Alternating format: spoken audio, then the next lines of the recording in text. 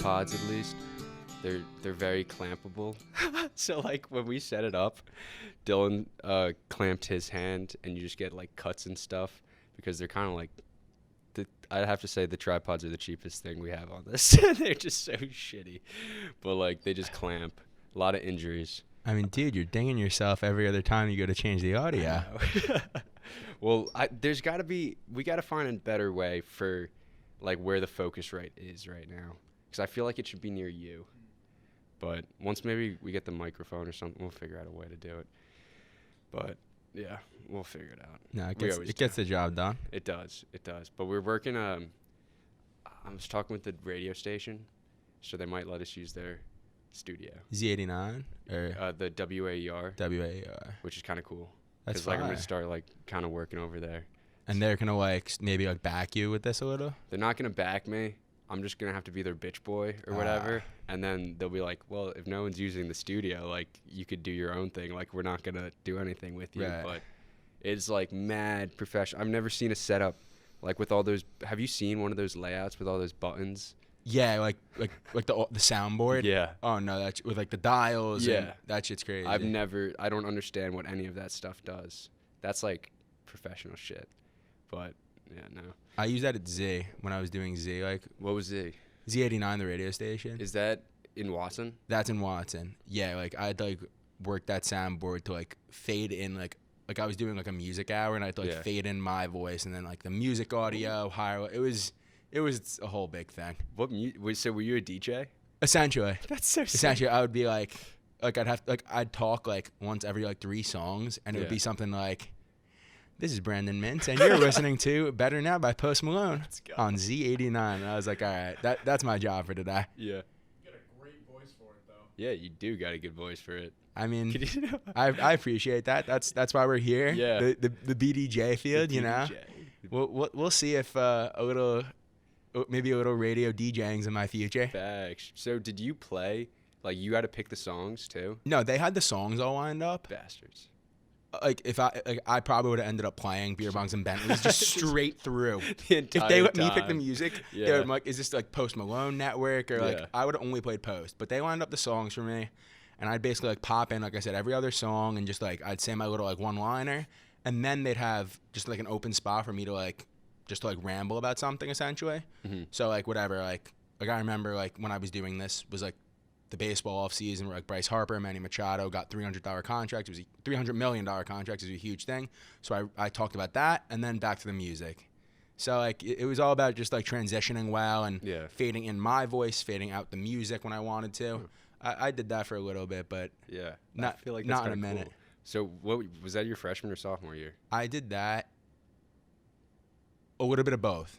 Mhm. Like I started that second semester freshman year, Yeah. and then I like picked that up a little bit the next year, but I sort of just like I just wasn't into it. Yeah. But That's fair. I mean, like, I kind of want to hear just this Mintz Post Malone radio. I feel like I'd listen to that all the time. I'd have like Stony, Beer Bongs, Yeah. and Hollywood's Bleeding just like lined up, and I'd just be like, what am I in the mood for right now? So good. I mean, we were listening to it the other Yeah, night. played Mario Kart. like sometimes that's all you need, some Mario Yeah. Kart and some Post. Oh my gosh. But that's always like Post my guy. Like, yeah. I don't know if you've ever been to a concert. Dude, I went in live. Buffalo last year before all this shit hit the fan. I saw him, like, I was a freshman. It was like first semester. We take a Greyhound bus to Buffalo. Greyhound. And then we get like Uber. We get stuck in the freaking, because the bus got delayed. So we missed, who was the guy who did Sunflower? Who sang that? Sunflower.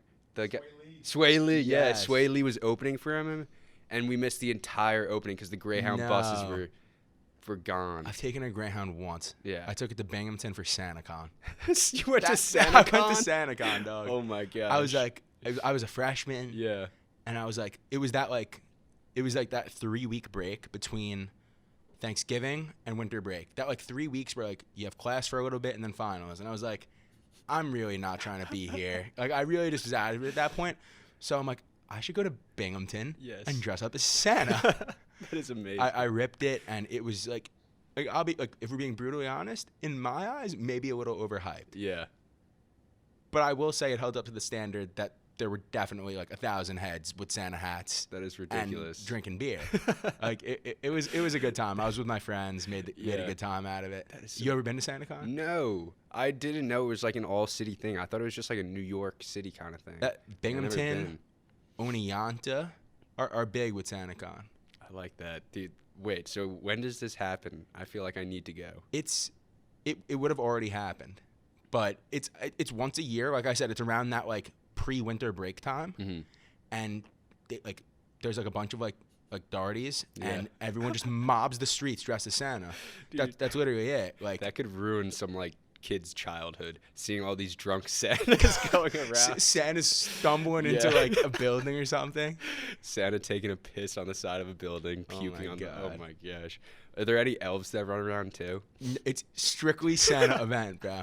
I was in like the Binghamton dining hall, and they had like a card on every table, like with like a PSA about like stay safe, like we know SantaCon's Yeah. coming. Like I was just like, wow, this is legit, and it held up to the SantaCon image, I would say. Yeah, I bet.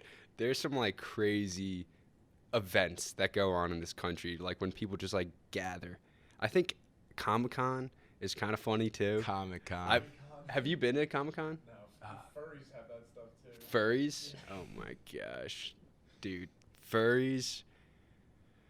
I don't get the appeal. But if you want to dress up as an animal, like, go for it. But the Comic-Con always like seemed cool to me because it's like everyone dresses up in their favorite like cartoon characters Exactly. or like Comic book character. comic book characters. Like that's dope. Like the only thing I know of Comic-Con is from Big Bang Theory. Yeah. Like I don't know if you were a Big Bang Theory guy. Like they'd reference it all the time. Like Mhm. like there was an episode where they went to Comic-Con. They were just obsessed with Comic-Con. Like I'm into like sitcoms like Yeah. that, Big Bang Theory and stuff. But like just thinking about it in like a real life way, like there are groups of people that gather in like an Aquaman costume Yes. and like show up and see other adults. That's so Like- I mean, that's their thing. Like, I love it. Like in my high school, we always dressed up in costumes for like sporting events, and that was Absolutely, the dude. best thing ever. So funny. It was awesome. I had a shark costume that I refused to take off, and we course. still dressed up as monkeys. No. We have monkey suits. I got a Spider-Man suit. We or may or may onesies. not have ran around the house in monkey onesies. You know what? Yeah, That is what it is. it was so much fun. I can't wait till King Kong Oh my first Godzilla God. comes out, and we go to the theaters in our monkey onesies. They will know which side we're taking. Yes. Oh my gosh, that monkey's gonna kick Oh that my lizard's God. ass. Dude, a lot of hype. There is a lot of hype. I honestly, I'm not big into these like fighting movies because like I feel like they're all the same. Like, the plots and stuff. yeah, like it's the Superman. Did you see the Batman v Superman? I've really not seen like I'm not into like superhero movies. Yeah, That's just like it for was me. a shit movie. Yeah, There you go. That's like, the end of the day. I Shit told movie. myself I was gonna like watch the entire Marvel universe in order. Yeah, Obviously, I didn't do it. Like, I like something about it. I just can't follow it. Like, it Yeah. doesn't like get me going. Like, I'd rather like a one-time plot. I enjoy it and move on to the next. yeah. It's weird. All these like cinematic universes like are coming to be. They think just because Marvel is doing it now, it's like that's the only way to make money, and that's what the fuck King Kong's doing, and these Godzilla. It's just like just make a good movie. Like I don't care if it's in a universe. Like where they're like trying to like wink multiple movies. It's just like it's too much. Like It's a money grab. money grabs. It's a money grab. What isn't anymore? I know. A money grab. Everything is. I feel like it's just. I don't know. I hate how people just do money grabs. Like just do stuff because you like it. Like don't do it. This bothers me because you're a BDJ guy. Right. Like you understand, like journalism. Of course. So when you're like writing an article, Sure. do you put it out to a target audience?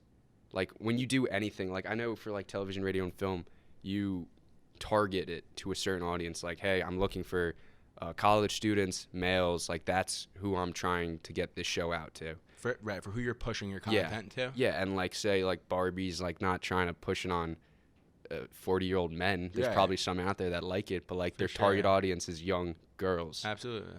And I don't know. I feel like, I guess that's good in some cases, like to have a target audience. But I don't know. It's confusing to me. Like I feel like target audiences, when you're just trying to go after someone just to get them to buy something, I don't know if that's like the best thing. I mean, that's from like a marketing, advertising perspective. Yeah. It sounds like true. you're trying to like say like, where like, for my thoughts, like it's from like a content perspective, and like, there's no such thing as like there's a target audience, but like it's never gonna be like 100% in any field. Like if I'm like pushing out like Mets content, like would I say like there's a good number of like teenage males that are gonna be interested? Probably, but I get engagement from everyone, older people, like females, younger, like there's no like actual like way to act, like just push out to one demographic. So I think like from a content perspective, you always need to tailor it to the general public, and that could be literally anybody. From marketing, like for example, like you're not gonna see a Barbie commercial in the middle of the NBA Finals. Like you're probably gonna see that in the middle of a Nickelodeon show. Yeah. I feel like that's a way more easy way to like really like target down your demographic. When I'm using Instagram, or like you're uploading to YouTube, like how are you gonna like everyone's on YouTube. Everyone is. I took that shit. I took ads off of the Spotify and iTunes. Like for this at least, like I don't really want to make like money off it right now. Dude, and it's so like because when you told me, after you told me there's ads, and you're like, oh, I was listening, and I heard an ad, I'm like, I don't want you people to listen to fucking ads. Like that's not why I'm not trying to sell shit. I'm like listening to your things going through, and all of a sudden like it stops, and I'm like confused, and then I hear an ad, and I'm like, I didn't know you were doing like. First off, I didn't know Spotify like took ads for something like. It's fair to say this is still its early stages. Like, definitely. It's like I didn't think that they were like trying to do that for like. I thought they were doing that for like whatever, like the Barstool podcast, like the big, like the Joe Rogans. Like I didn't think like they would even try to push it out to like the smaller podcast ads. Yeah. Like I told you, I was like I just didn't expect it. Yeah. But you pulled the plug on that. Oh yeah, fuck the ads. Yeah, like honestly, absolutely. not trying to push shit on anyone. Like no, that's. You know why they're here. Yeah, like I'm not trying to sell shit to anyone. Like that's my thing. Like I don't have a demographic that I'm trying to push it to. Like I'm just trying to have fun and do what I like, you know? And if other people like that, sick. If you don't, okay, don't watch. Like I don't care. I mean, I'm sure like how much money could you have been making anyway? Yeah, I think we got like 13 cents. Oh, like, yes. It's huge. I'm going to buy like a bubble gum, like dude, an individual piece you're gonna of get gum. a half of a bubble gum. Yeah. That's also been sitting in the machine for like 5 years. It's from the machine I too. It's 25 cents. You're getting machine bubble gum, Oh my not gosh. like pack bubble gum. Yeah, no. That's what it's come to. Machine rust. I remember mall bubble gum. Oh no. Take me back. That stuff was awesome. I remember every time there's a gumball machine, my dad would put a quarter in and just body me. Like he wouldn't let me get it. Like we would have to like, because I played hockey and stuff. You'd have to work. And he was a bubble wrestler. gum. Oh yeah, he would make me work, and he'd just like body me off the bubble gum and just like take it. Dude, like, as a younger kid, there was nothing like throwing some change in those like mall candy machines. Like, that was the best. And now I look at that and I'm like, under 2.5 years, it's been sitting in that machine. Yeah, it's like, so gross. I will not let my kids touch that garbage. No. Like that's. It's so bad. Like, They used to have the things. They had like are they even still around? I feel like I don't even see anyone using them. I still see them. I don't think they get used. Yeah. But they're there. Yeah, they got I like the hands, the sticky hands that Oh you my. could slap. Okay. The toys are a different story because you could like the sticky hands, like the little like the figures, the stickers, like that's always gonna have an appeal to that kid that's in the store and he's like I want it. Yeah. Like, and they'll get it. But they will. But the candy, I think it's got at this point where we're at now with just like, I don't know, like, just like other things. I don't think I don't think we're still using that type of stuff. Like, no. Yeah. It just seems very I want to say archaic. Outdated. Outdated is a better word. Like we can't we're not at this point where we could do better than like I see like these really crazy candy machines where like you could like customize like what you want and it's like you could like pick like a couple candies and then you'll see it like a claw like dig and like give you a cool like really cool stuff where like you feel way more confident in like the candy than like whereas like I could actually see like this bubble gum like rotting. Yeah. Like we all know what it is. No, it's gross. That's that reminded me of like Halloween. Do you remember like at least my Halloweens got canceled because of Superstorm Sandy? I'm saying the same for you, but like before that, everyone was so like cautious. They're like, watch out, there's razors in there. Like, people drug the candy. Really? And we would always have to, like, check our candies and stuff. For razors. Yeah, razors and, like, what motherfucker is putting razors to kids? You could always convince me that there's some sicko out there that's like drugging things is like a real concern. Like, you always like I'll never leave a drink sitting by itself. Like, I'll never leave my food sitting by itself. Like, razors. Razors I think we might be pushing it a little with the razors. I'm telling you, my people might have just been saying that, but, like, I don't know. The They razors definitely saw that on like Reddit, probably. and then they're like, "All right, this is the truth." The truth, yeah, facts. But I was like, I don't know, I was pretty young, and I left my candy. Now looking back, this was a really stupid idea. I left my candy outside of my cousin's front door just because I was gonna go in for a second and go get it, and I come out and it was gone. And it was all my candy, and it was like 9 o'clock, so it was probably just older kids like, fuck yeah, candy. Like, oh yeah, this is mine now. I didn't. Now that I'm thinking about it, that was really stupid. I left it at the front door, because that's where people go to get tricks or treats. They're probably like, okay, this, and you know how the Bulls be. Yeah. No. Yeah. If the bull's out there, fuck you. That bull's gone. We taking and Yeah. running. So they saw your bag, and they're like, okay, perfect. Yeah. Thank you, and I'm gone. My bag. It was a pillowcase. A pillowcase. Yeah. The old-fashioned way. The old-fashioned. What do you use? I would use just like a straight-up bag. Like, Okay. like, you know those like shopping bags that they're trying to push now where you buy them for like 99 cents? Yeah. And like, you reuse them? Probably something like that. Or, when I was younger, the good old-fashioned jack-o'-lantern Yes. bowl. Let's go. And that was my life. yes, it didn't fit enough candy though. Not even close. And the strap always broke. Give me my pillowcase, and then pillow- you could wrap it up and hit people with it. Pillowcase is like, all right, like mess with me. Like, Yeah. like I have a sack of candy. It's Yes. the butter sock all over again. Oh yes. What did you have like a favorite costume you'd wear? Like, as like basic as this is, like, I throw on a jersey, throw on a glove, a hat. Yeah. I'm a baseball player. I'm a basketball player. Those are like my go-tos. I'm sure when I was younger, I did some superhero stuff. Like, Yeah. But like when I like once I hit like preteen, like I was probably throwing on some like sports stuff. What about Facts. you? This I remember in preschool, I was a stormtrooper. It was lit, but I shit my pants. Okay. So I was in school. It was like pre-K. It's a white costume. Oh yeah, it's a white costume. And it was a tight. It was like the thing. It wasn't like a good stormtrooper. It was just like a Party City mask Oh, no. and a tight white Good thing. night. We know how Dude, this ends. I'm like, I don't remember what happened. I just remember being in the bathroom, being like, I don't know what to do. I just shit my pants. Like I have like my costume's brown. Like, Yes. what, like someone help. Like, please. I don't know. I think I might have got picked up because like we do a parade too. You know, like the Halloween parade. Oh, And I'm no. like, I can't. It can't walk. happen. I can't. Like, someone's gonna need to come in this bathroom and Yeah. drag me out. Please. I don't even remember how I got out of that situation. Probably too traumatic. And you were never a stormtrooper again. I was never a stormtrooper again. After that, I think I was like a fork one year. a fork. Yeah, and then someone Wow. else was a spoon. And then I did the jersey one year. Yeah, I was it's a Apple classic. Schneider, you know, he was the goalie for the Devils. When I Not was a in, big like, hockey 8th grade. So I put like apples on his jersey, and I was Yeah. Apple Cider, but it was Apple Schneider. Wow. It was kind of stupid, but it was kind of funny. You wear that to the parade, or you pooping that one? No, I was in 8th grade there, so I wasn't shitting my pants as You much pulled your shit anymore. together by Yeah, then? Yeah. That's great. But no, I love Halloween. Now I just go as like a onesie, which is just amazing. It's a classic. It's a the classic. onesies. We have our monkey onesies. I want. Eventually, I will get a Despicable Me onesie, the Minion. Let's I love go. those guys. Let's go. I love the Minions.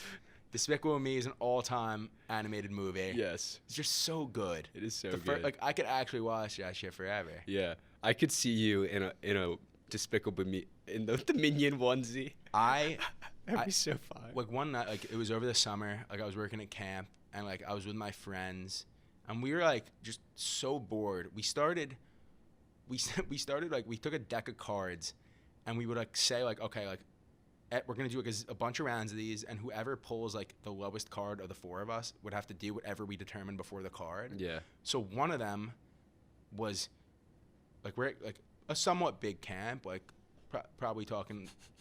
I'm out of frame.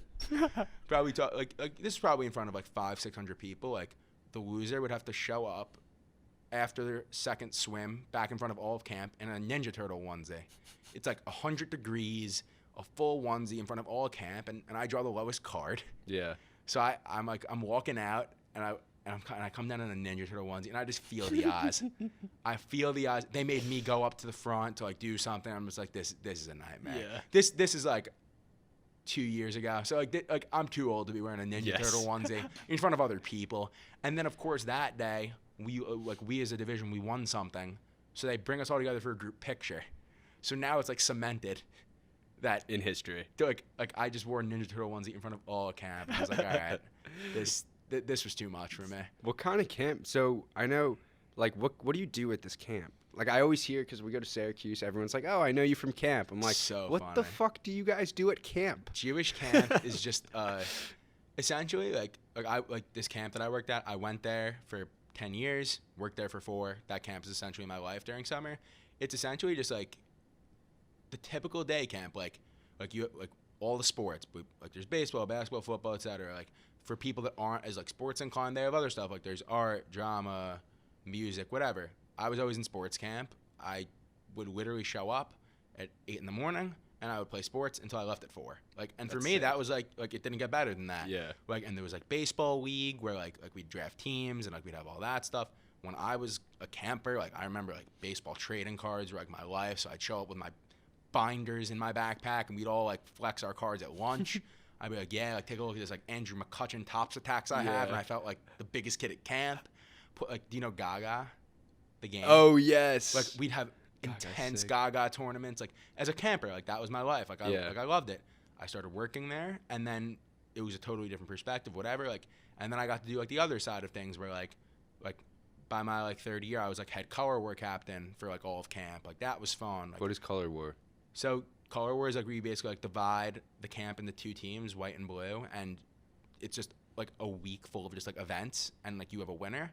My camp is like very like big into that type stuff. Like we take color war very seriously. So like a quick rundown of what we had to do is like as counselors, like I was the head person.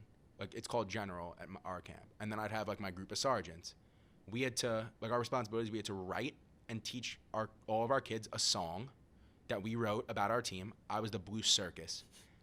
Like not the best thing I could have been given. Like that's but we had to write like and teach kids a song. We had to choreograph and perform a dance in front of all of camp. Yeah. We had to make like an 8x8 wood plaque and like design it. We had to make custom shirts for all of the counselors that were going to get judged. Everything we did shit. was judged. Yeah. Song, dance, plaque, shirt, everything judged. And we had to like, do you know what, like if I said a shelter, what that would refer to at like shelter, camp? like outside shelter? Like an outside shelter. Like it had Yeah, a like- roof, a couple Yeah. pillars, like where you put your like, there was the cubbies and like where we ate. And each team got like their own shelter, and you had to like decorate the entire thing. Oh, based wait, off I your don't know what a team. shelter is. I thought you meant like the ones you build. No, Like with sticks. No, like essentially this was like it's just like it's a structure where it's like 2 pillars, a roof, cubbies, picnic tables. That's where like everyone hangs out, eats, whatever. And we had to like decorate the entire thing based off our team. And all these things I'm saying were judged.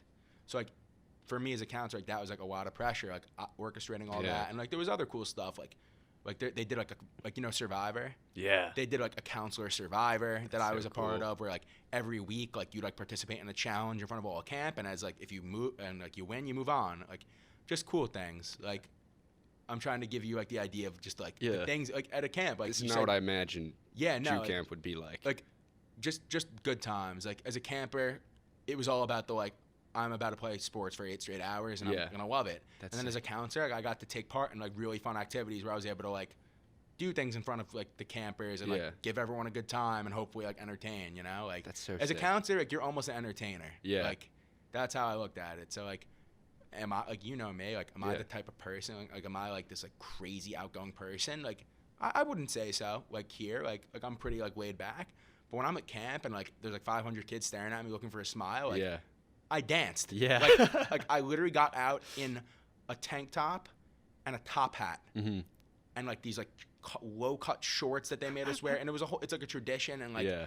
I got out there and performed the dance. Like That's you know, awesome. like that's not me. Yeah. But like, when I was at camp, like I won't speak for everyone, but when I was at camp, I was like very like in my element where I'm like I can do whatever I want. Like no Yeah. one's judging me here. Like That's I'm awesome. just gonna just have fun. Like That seems like such a nice environment to be in. really cool. Yeah, because I never went to like camps and stuff, but that just seems everyone seemed so everyone's Jewish there.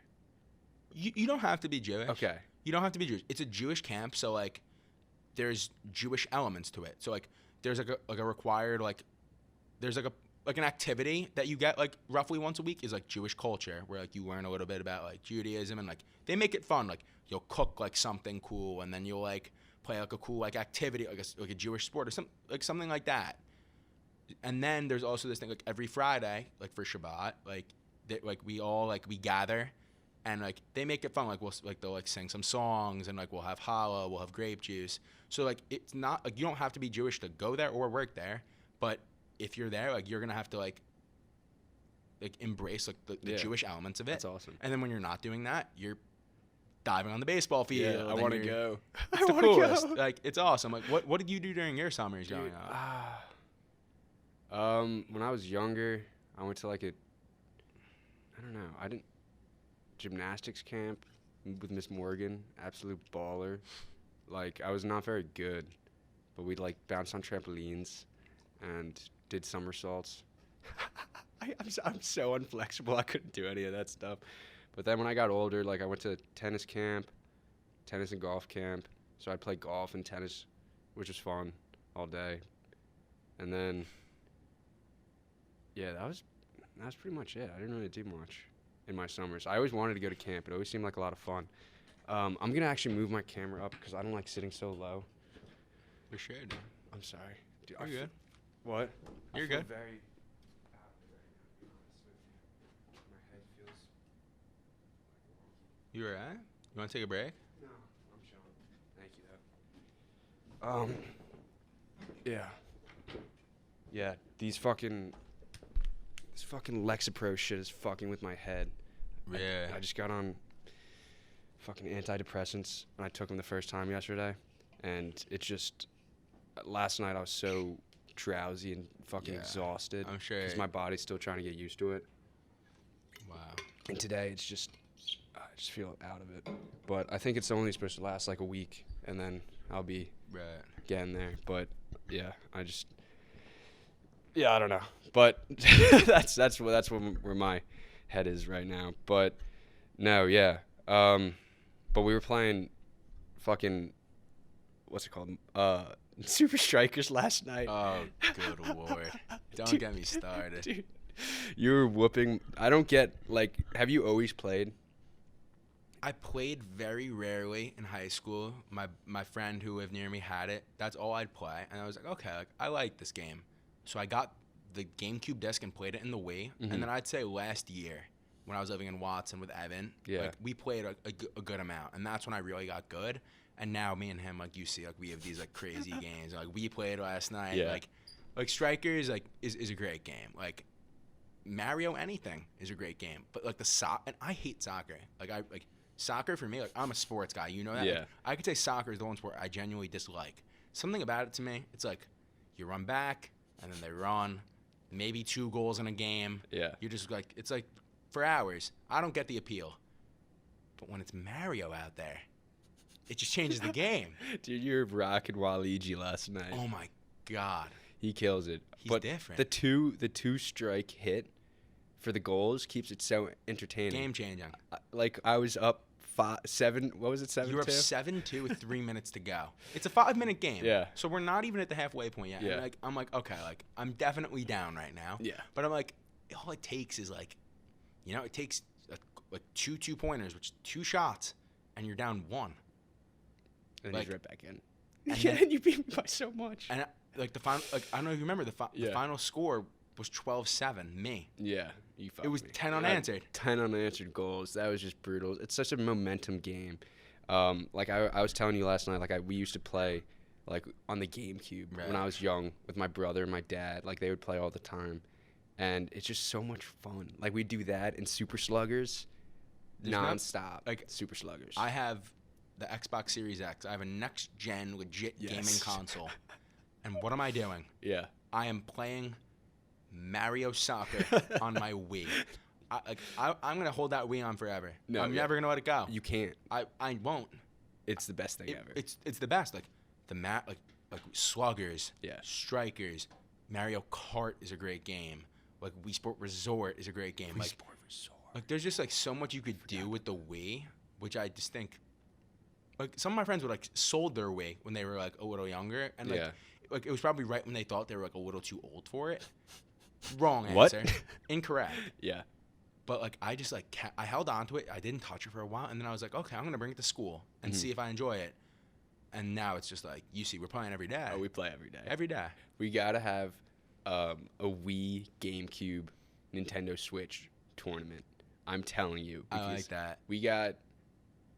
I don't know what games we could play because I know the Mario Kart we could play on the Switch. We could play. What is? I think we could play Mario Kart on all three, separate versions. You have your Mario Kart, I have the Wii version, and Evan brought a GameCube, and I think he has a GameCube specific version of Mario Kart. So I think what we could do is like a round robin Mario Kart tournament, but you have to like play on all the consoles. Yes, I am so in for it. He's got so he's got Double Dash. I'm assuming if it's for GameCube. He might. He brought up a lot of games, and I'm pretty sure he brought up a Mario Kart. How have we not played Double Dash? No, like it's like Mario Kart's just it'll so never good. get old. Who's your main? Like who's your main person that you always pick? Baby Mario till the end of time. Something about it, small. He doesn't wait. Like if you're riding with Wario, Yeah. how are you expecting to go fast? That's my question. No, I don't think I've ever seen Wario win. Like Baby Mario, the kid eats. Like something about it. Baby Mario is my guy. Yeah. I played with him when we were playing on the Switch. On my device, I play with him. Who's your guy? Yoshi. I love Yoshi. Yoshi. I don't know what it is about him, but for every game except for Super Smash Bros. Where I use Pikachu, Yoshi is just an absolute dog. No, Yoshi eats. I'll give him. I don't credit. get how Yoshi's a dinosaur and Bowser's a dinosaur. Like, Like where did that go wrong? Yeah, like, right? How does he look like that? And I'm pretty sure Birdo, I saw like a conspiracy. I don't even think it's a conspiracy. I think it's like canon. I don't want to say it's canon. It's probably not. But Birdo's a transgender too. Stop the Swapped. madness. She swapped. Did she? Yeah. So you Her got and- that. Her and SpongeBob. Wait, no, what's SpongeBob? I think don't know. SpongeBob's something. I don't know. You might be. I saw that. Oh, I saw SpongeBob was gay with SpongeBob's Patrick. gay. Yeah. Wow. Yeah. Because I remember on on a day like celebrating like LGBTQ. Yeah. Like, I think like Nickelodeon posted something like of SpongeBob. SpongeBob And I was pipes. like, wait a second, Yeah. SpongeBob. this makes me look at things a little different. Yeah. The relationship, then him and Patrick when they raised was it a jellyfish? I forgot. Yeah. Was it Was it a jellyfish that they raised? Wait, That was wasn't so it like, funny. or was it like wasn't it like a rock, or was it like an egg? I don't. It might have been a rock. It was something like Something silly. Like it was something. I don't think it was something living. Because they had diapers. Yeah, it was not living. Yeah, I think they put diapers on like an inanimate object. I'm pretty sure. It honestly could. Oh, it was the little clam. Oh, it was the clam. It was the clam. And it would just cry. Oh my god. Oh, and then Patch was like, I'm daddy. Yes. Oh that my was so God. funny. I forgot about that. That's SpongeBob was a great. good show. Like I mean I like the first 3 seasons the best. Like we had those on DVD and we would watch just on repeat those 3, and then after the 3rd season I feel like it kind of fell off a We little grew bit. up in the golden age of like childhood TV shows, in my opinion. Timmy Turner. We grew up Fairly Odd Parents, Phineas and Ferb. We'll get into that. Oh, Phineas. We'll get into Colombians in a Yes. second. Phineas and Ferb, Drake and Josh, iCarly, Sweet Life, So good. Wizards of Waverly Place, Zoe 101. Zoe 101, Ned's the Classified. Like, it's just like they're all was so good. absolutely victorious. Imagine Home of Imaginary Friends. Dude, like, What was that one called? I don't know. Foster's Home for Imaginary Friends. Yes, Dude, that was fire. like it was just like we had such good childhood TV. Like Yeah. that for me was like that was huge. Like I loved watching like Nickelodeon, Disney Channel, and like I could still I think like some of those theme songs are etched in my head forever. Yeah. I don't think I'll ever be able to shake it. No. Like No. you I've can't. watched so much of those, and now Drake and Josh is on Netflix. No, Drake and Josh is on Hulu. Really? iCarly's on Netflix. Like our like legendary childhood shows are getting brought back now to rewatch. Let's go. And it's crazy. Spencer. Like I said, we're watching Phineas and Ferb right now. Yes. Every morning, or not every morning, Mondays and Wednesdays, 10:45 start time Be in there. the common room. We watch Phineas and Ferb. We watch 4 episodes. Well, I guess it's 2 episodes, but each episode's 2. 4 mini episodes. Yes, and they're awesome. I forgot each one had a musical in it. Like everyone has a song. Dude, I didn't know every episode had a song, and I didn't know every single episode. There's like an assignment for Perry every time. Dr. I didn't D. think it was that much. Yeah, no. Dr. Doofenshmirtz is always up to some shenanigans. We've already watched a lot of classics. We did. Swinter. Swinter's so Classic. good. I'm excited for when they make the ice cream on the moon. I feel one. like that's one of my favorite episodes. I'm waiting for the one where they like made like robot versions of themselves, the Finidroids and Yes. Furbots. That's like one of my favorite Yes. like of the music things. Yeah. I love that one. The Finidroids and Furbots. Dude, like our childhood TV, dude. Like I don't know what's on Disney right now or Nickelodeon. Oh, Like shit. it just can't be good. Yeah. Like right now, if you see, like we would know, like we would still know if there was like a classic going on. Like Yeah, like what's 'cause you on hear right now? about it. Like I what don't like know. what I have no clue. what show for the younger generation is like popping off right now that can't stop being talked about? Yeah. Like what show in 10 years is gonna be the one that gets brought back to Netflix and everyone goes crazy? Is there one? I feel like it's YouTube now. I feel like people don't watch TV anymore. Dude, like these kids they're on YouTube, TikTok, they're not watching TV. fuck. What is this? What did we watch? We sat in front of Nickelodeon for 8 hours. That was awesome. I Cartoon Network. remember I used to have. We had. It was channel 46, 47, 48, and it was 46 was Disney Channel, 47 was Nickelodeon, 48 was like Cartoon or Boomerang or Cartoon Network. Boomerang, Yeah, yeah. Boomerang slaps too. But then we upgraded and we had like the 5. Then we got HD channels and stuff. stop it, And then it was like 500 and I don't know. Then we had like 10 solid channels. Then we had Teen Nick, Nick Jr., Teen Nick. fucking Cartoon Network, Boomerang. That's what Teen Nick you'd see like Big Time Rush. Yes, Big and, like, Time Rush. Dude, the guy Gustavo. Gustavo. This guy's on my TikTok feed all the time. Does he have a TikTok? He does. Ready? These are ready. Hear these names. These are people that have TikToks. Gustavo from Big Time Rush. Whoop, whoop. That's the sound of the police. You have the voice of Dr. Doof. He is amazing. Dan I love Povenmire. him on TikTok. He's awesome. He's amazing. And then, if you remember, the principal from Wizards of Waverly Place, the guy that always With wore the the tie? bolo ties, he's on TikTok. Wizards of Waverly Place was amazing. Unbelievable. That show, I think Selena Gomez was my first crush. Your I love true that love? girl. I love her. Selena. When she started dating Justin Bieber, I was so sad. So sad. And then Victorious came on. I'm like, Ariana Grande. Sorry, Selena. That was See ya. Ariana Grande's like her like pre-coming out party of just Yeah. being like a superstar. Yeah. Like that was when like she had like the little like the voice and like the red hair like Yeah. and then she just like just became Yeah, what happened? You wouldn't think she would. You would think Victoria or If Victoria you would- Justice would. if you said like one of these people is going to become like a superstar entertainer that's like you would have said like okay Victoria Justice. Yeah. It was Ariana Grande. Like I wouldn't have seen that then. I wouldn't either. She was kind of like, her voice pissed me off in that show. She was too high pitched. But like, whatever. That was her character. That was her character. It was funny because when like they'd occasionally have her like sing, and you'd be like, Yeah. okay, like Pretty good. that's solid. Yeah. But then she'd go back to like being ditzy. Yeah, and like I was like, all right, we're back. we're here. But yeah, she was what was it? Yeah, that I would not expect her to pop off. I heard I saw on Snapchat, really. I didn't this is not a credible source, but that she still has beef with Victoria Justice. I've also seen that. Sad. Tisk tisk. It's these like childhood TV stars. Yeah. Something about it. Yeah, because Drake Bell and Josh. That was a big thing. Yeah, because Josh. The wedding. Yeah, the wedding. Oh my god. I don't know the story. Like, I don't get how they work together their entire It lives. was How are they not friends? Josh Peck didn't invite Drake. Drake to his wedding, and then I saw a tweet, and it was just like something about Drake being just like, yeah, like worked together all your lives. Like I hope you're happy. Like I was just like, damn.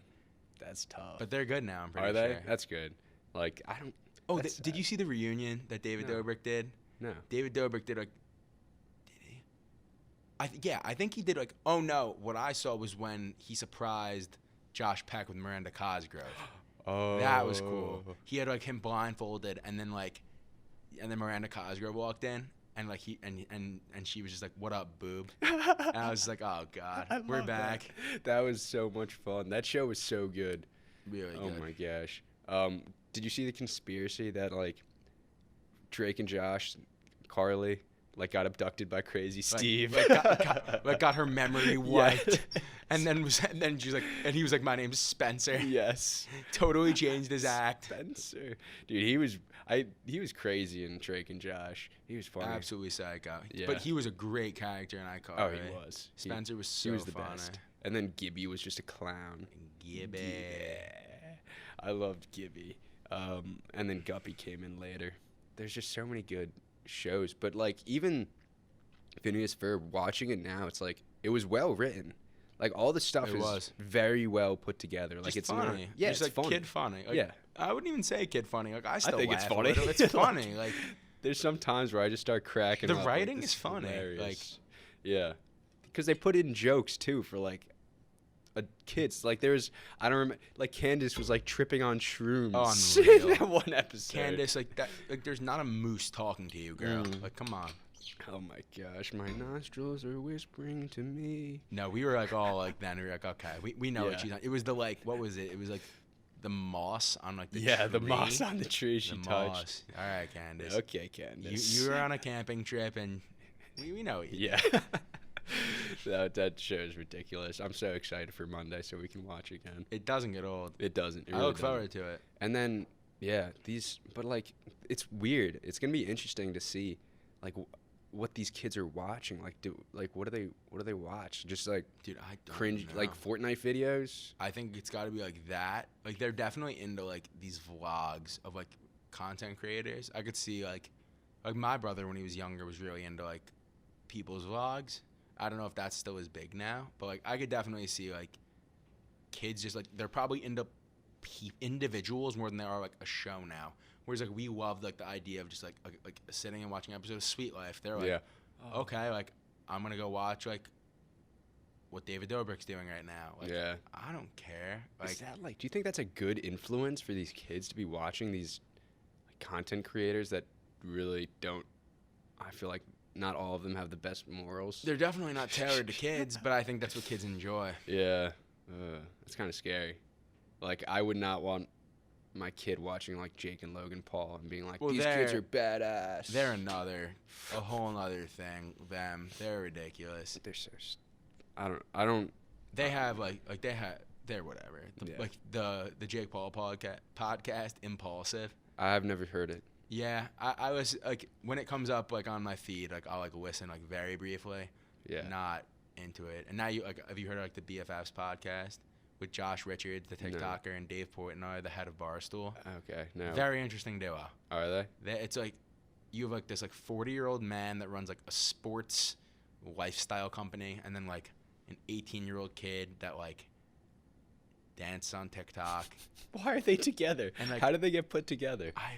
Because Josh Richards is big, and people like Dave Portnoy are always adapting to what the trends are, and I'm sure Yeah. he was like, all right, let's do do it." this. That is true. Portnoy's good at that. I'll give him that. He does some weird stuff. He knows Some how to weird get stuff. eyes on him. Yeah, he does. And that's the thing. He's like cancel proof. Like he can do whatever the fuck he wants. People have tried canceling Oh, him, you can't. and he just comes back. It's like, He doesn't hey, care. He's like, all right, cool. dude, like you can't cancel someone that doesn't care that you're canceling them. Yeah. Like Dave Portnoy, like oh you can't say that, and he'll just show back up the next day and make content, and people Yeah. will live for it because he's entertaining as fuck. No, he is like very entertaining. he is. Like I could listen to Dave Portnoy like all day. Like what he like a it's just character. funny. Do you think that's actually what he's like? I think that is. I think you're getting the real Dave Portnoy. Oh my gosh. I don't think he's the type of person to like put on a face Yeah. for like his show. I think that is just true Dave Portnoy. I think he's that outgoing, that much of just like he's an alpha, you know. Yeah. That's a lot. He's a lot. You saw what he did with the whole stock market situation. No. He was like the head of the charge of like holding. Like he was like we will not like sell these stocks. Like he did like the shares. Like he was like I don't care how much money I lose. I will hold on to this for like the moral principle of not selling out to these people. And he said on his most recent video, he was like, yeah, like I ate like $100,000 because of these people. But he ate it. He was like, he said he'd rather do that than give in to what the suits want him to do. Facts. I respect him for that. Because he is like doing great things for the community, like the Barstool Fund. Unbelievable. I think they're $20 million. 20 million. They might be at $20 million for small business. That is amazing. They're really doing more than our government's doing for small businesses. That was his thing. He was like, okay, the government's going to do nothing. I'm going to start raising money. And it was like 1 million, 2 million. It got to like 10. I was like, wow, like he's killing it. And Yeah. I think it might have touched 20. That is honestly amazing because so many people got their lives ruined by COVID. And the government's $5,000 stimulus check for a year. And then waiting for the new administration to come out, and then they were like, all right, we'll give you another $2,000 one or however much it fucking was. Like, that's ridiculous. That's not helping people. They just shell out money to these big corporations. Especially business owners. Yeah. The operations cost of like that's nothing. Yeah, it's stupid. They like government gave money to like Amazon, Google, Apple, like these big businesses. I think they could survive. They're huge. Bezos is gonna be okay. I'm telling you. Yeah, he's doing all right for himself. Bill Gates is gonna get through this. He'll be fine. Don't worry. Yeah, but like we even see it here. Like all the businesses on Marshall Street are closed. Yeah, it's brutal. The barbershop I go to, I'm like, how has it been? It's like, yeah, we were closed for so long. Like people are losing business. It's terrible. But like people, like good people, they're doing good. I wouldn't know if whatever. He's doing good things for people, and that's what we need. Like we need people to do good in this world. Like we really do. And I think it's so amazing he's raising so much money for these small businesses. Like he's not obligated by any means to do so. Like, no one's telling him to do like, this. He just took a stand for he's one of those people, like if he believes something's not right, he will take action. Yeah. Like I just said, like he could have sold out and gave in to what he did. He ate hundreds of thousands just to like make a point. Like he was very adamant about like the government not doing their part. Took action. Yeah. 20 million small businesses saving people's like their lives almost. Like yeah, really. What a guy. Honestly, good for him. I respect it. He's a character, dude. Yeah. We need more people like that. Like not just when shit hits the fan, but like all the time. We need people doing good things. Like for looking each out other. for the people. You Like know? if you have a platform or a position or money that you're not using, and there's other people that are struggling, like you share the wealth. Like there's enough for everyone. We need to help one another. Like we can't just think it's a one player game. Like we're all in this together. Like just because I have a fucking $1 billion, like I could keep that to myself, buy a bunch of Ferraris or Lamborghinis, or I could give it to small businesses, help them grow. Like, I don't know, use my money for good and not just store it in a fucking bank. Yeah. You like know? I like the type of actions where it's more of like, I'm going to give you this money and I know exactly what it's going towards. Yeah. Like, he was giving money to these small businesses to like reopen and hire employees and all that stuff. Like that's an example. Like another example would be like, okay, like here, I'm going to like put these kids through college. Like, I like the things where like it's the direct result is good. Like, of course, donating is great, but there's always going to be a thing of like when you just donate to something and like, do you really ever know where that money's going? Like, It's so sketchy. it's sick to think about, but like, I don't know what the services are doing with the money. Like, it's sad. There's the Black Lives Matter. You see that? The Australian guy who's running like a Black Lives Matter. What do you pocket the money? Oh, yeah. He was just an course. Australian guy that said Black Lives Matter, and he got like 100K or something, I think it was. Like, just from stealing people's money. But that's the thing, like, just donating shit, like, just giving your money away, that's not enough. Like, you actually have to, I don't know, not everyone has, it's... Like, donating is great, but, like, what's, like, turn it to where now it's, like, I'm not going to give you this money and then just, like, see where it goes. Like, I'm going to, like, here, like, I'm going to pay out your employees. I'm going to pay to open up your stores. I'm going to pay your electricity. It's the same money you're giving up anyway, but, like, let's, like, actually see the change. Yeah. Like, here, like, I'm going to pay your school's tuition. Like if that's something that someone was inclined to do that had a lot of money. Like Mhm. not saying everyone needs to start paying for each other's college, Yeah. but like the people that are in those great positions, like that's a noble thing to do, you know? Yeah, like that reminded me of the Michael Scott when he pays. Oh my, Scott's Tots. Scott's Tots. Don't even. Dude. I will pay all of you through college 13 years later. It's time. Like, you promised. You said if we, like, came together, like, Yeah. like, guys, I'm not. That episode. What did he give them? So fun. What did I don't he gave them remember. something? It was that's Scott's Tots. Tots. That was So funny. as like 3-year-olds. He was Yes. like, I'm gonna pay for your college one day. I just nope. Sorry. No.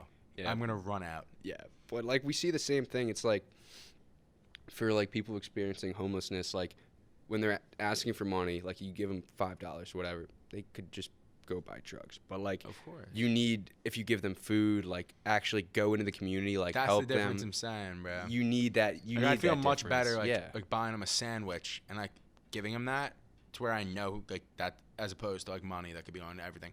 I'm sure you've seen it with the signs, like it'll be a homeless person saying like need for drugs. I'm just Yeah. like, no, No. it's just not Sorry. happening. Yeah, I don't know. There's got to be. I don't know enough about like how all this stuff works, but there needs to be a way like to let people get more involved easier, you know, because it's hard. I mean, it's probably not too hard. I know we have at Syracuse a place where you can go. How do I forget her name? Ramza was talking about her. But there's a place here where you can go and they have all this community service stuff. But like we really do need to start getting involved, and that's why I loved Orange Seed, and like I did a bunch of church stuff like Bridges runs, like that kind of stuff is so cool getting into the community because like you break out of your bubble from wherever you are, like our Syracuse bubble, because you go 10 minutes out into the city, it's a completely different world, and like just getting involved, meeting the people, and you start to see like, oh shit, you guys are literally just like me. You just have a different path that brought you here.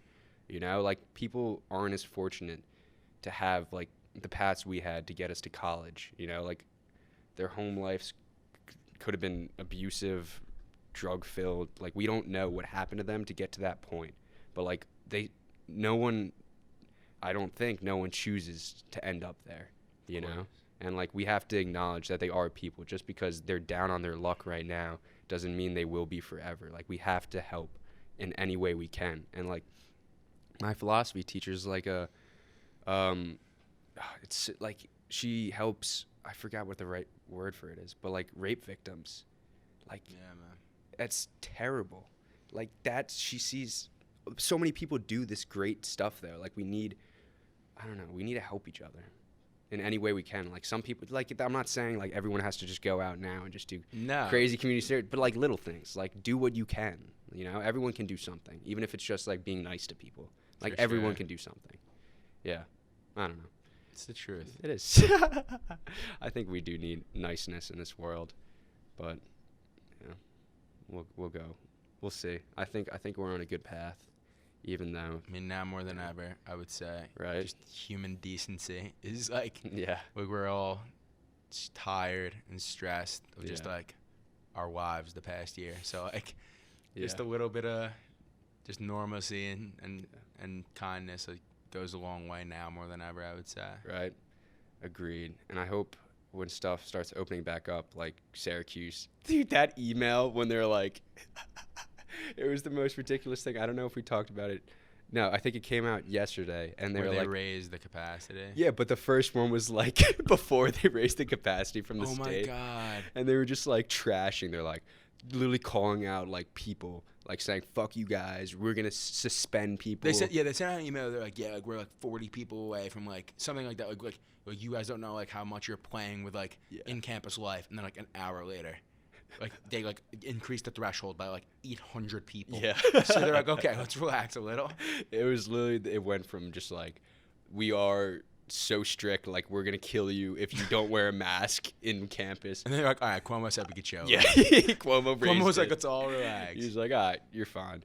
And I think it's funny, Cuomo's in hot waters right now. That's what you get when you lie about how many people die in nursing homes.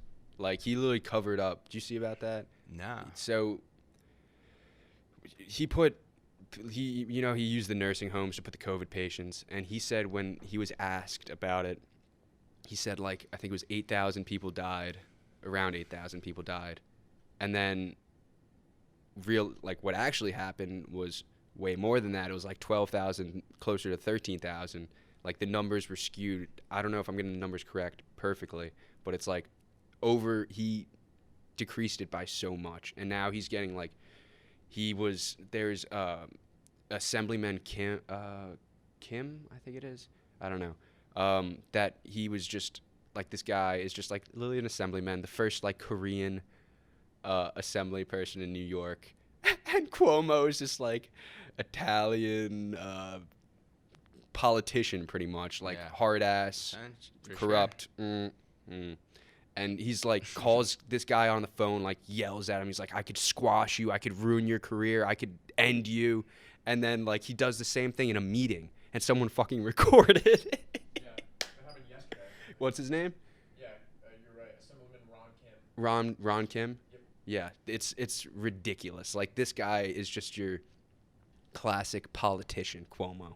And he's just getting he's going to get what's coming to him. I'm positive. Goes around, comes around. Yeah, exactly. Karma, it's actually fun. I was looking like a while back. It's like karma is like kind of real. Like, there's like science behind it. I don't know the science behind it. Look up the science of karma. Dude, It's real. Believe it, dude. It is. Like, if you're a good person, like, that's like when you're a bad person.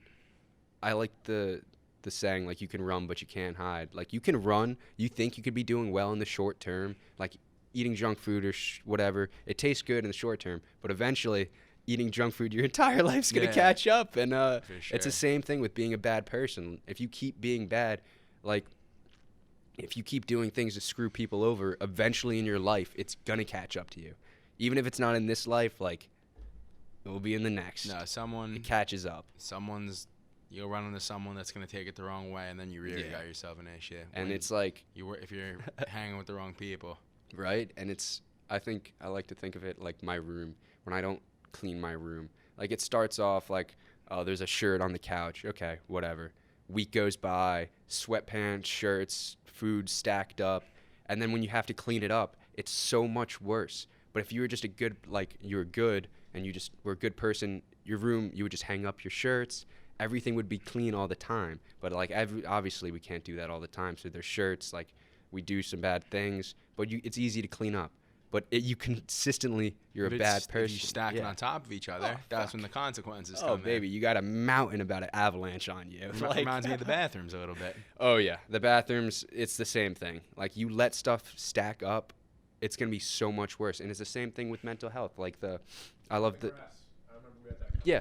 Grass. Cutting the grass. And it's like, I like the BoJack Horseman simile of it, too. It's like, he's going up this hill, and you have to keep working on it every single day. And if you stop, well, it's working out too. You stop working out, you're going to lose your muscle.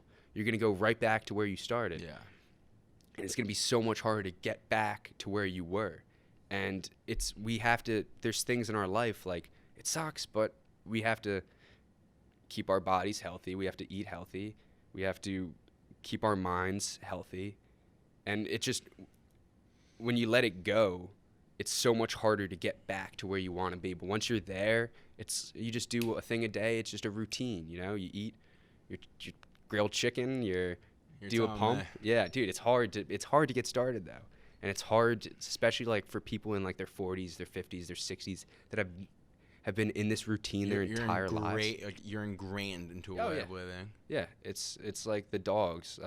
Old dogs can't learn new tricks, but they can learn new tricks. It's just they don't fucking want to learn any new tricks. They refuse. They will not roll over. They're so content. They're like, nah, they're not rolling over. And in Call of the Wild, like in the I only saw the movie. I didn't read the book, but in the movie at least, he met like an old man, and he used the simile of like people are like leather. Like when they're young, they're flexible, impressionable, malleable. They could bend, they could do whatever they could do. But when they get older, the leather hardens, and it's hard. You can't move it anymore. That's a good way of thinking about it. But his whole thing was like, well, you can. It's just gonna be harder. Like, Yeah, you just gotta pull a gotta little do it. harder. Yeah, exactly, which is really cool. So like, even if we think like, oh, there's no way I can do this, like I'm so stuck in my rut, like we can.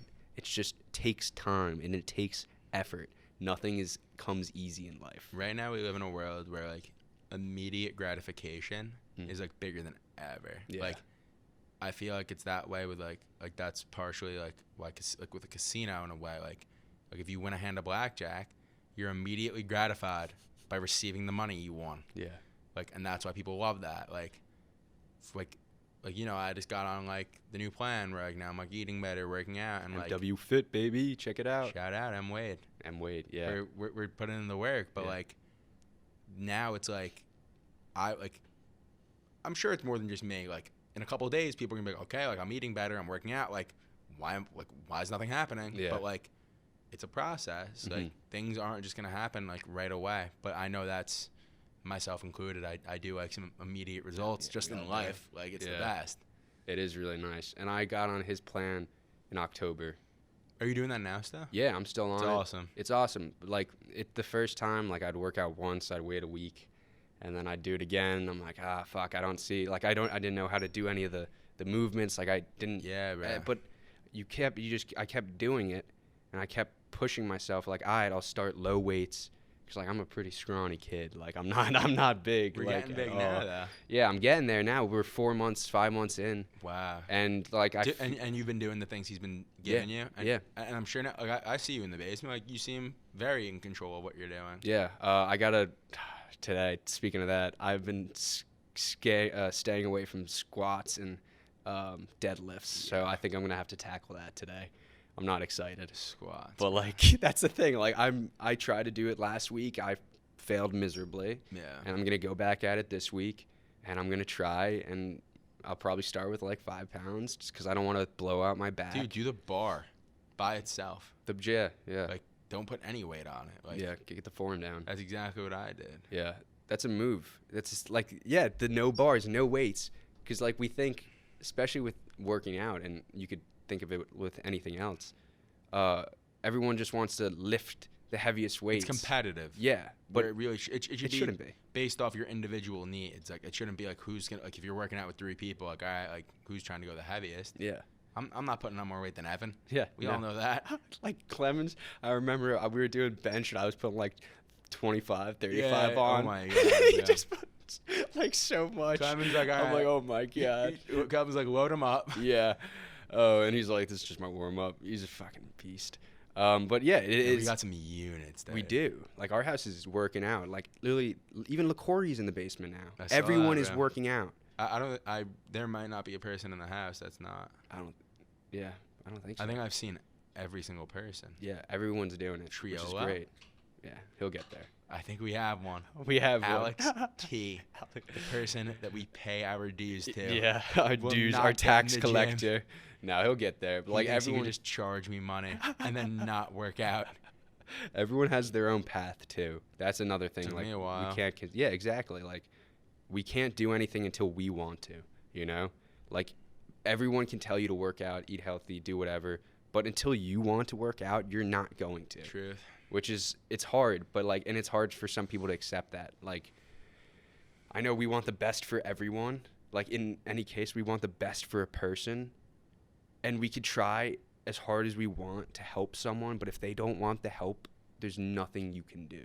You know? There probably is something, I don't know. I really don't, because I struggle with this. Like, I want to help people, but when they don't want your help, like, what are you to do?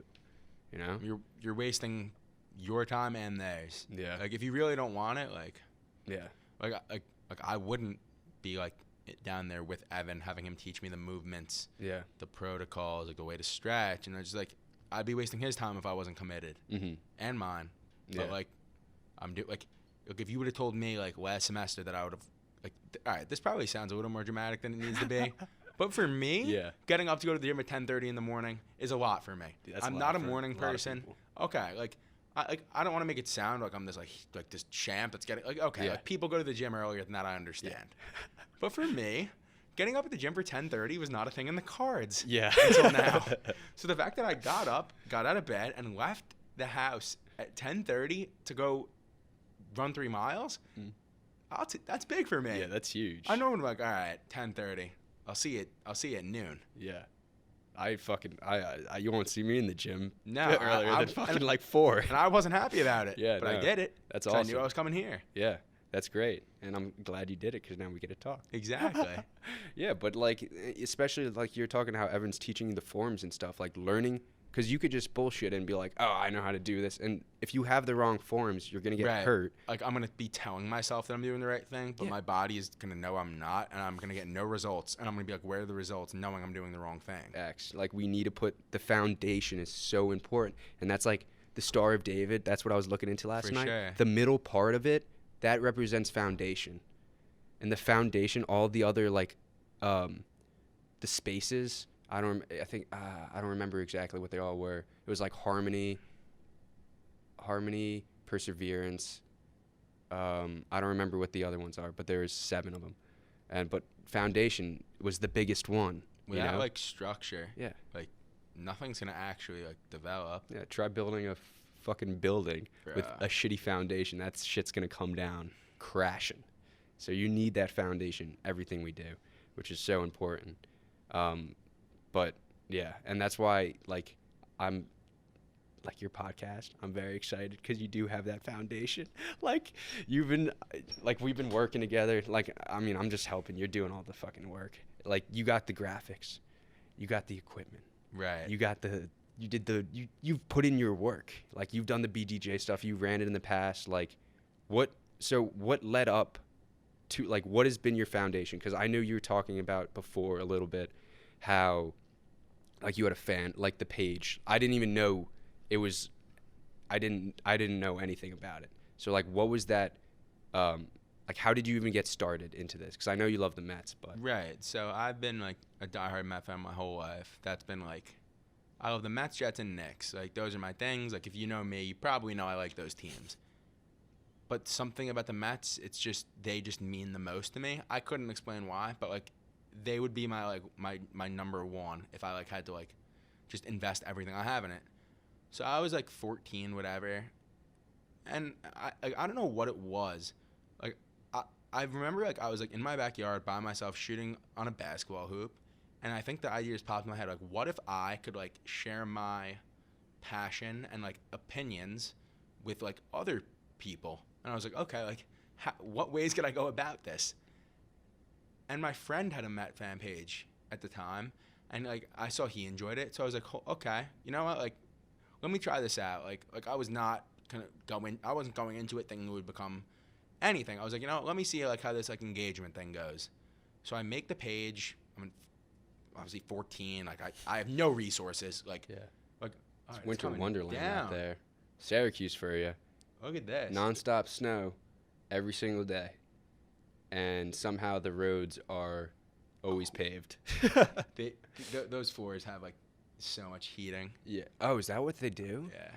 That is genius. There's like an internal heating system under our like main roads. That is so cool. Yeah, no, we're built different up here.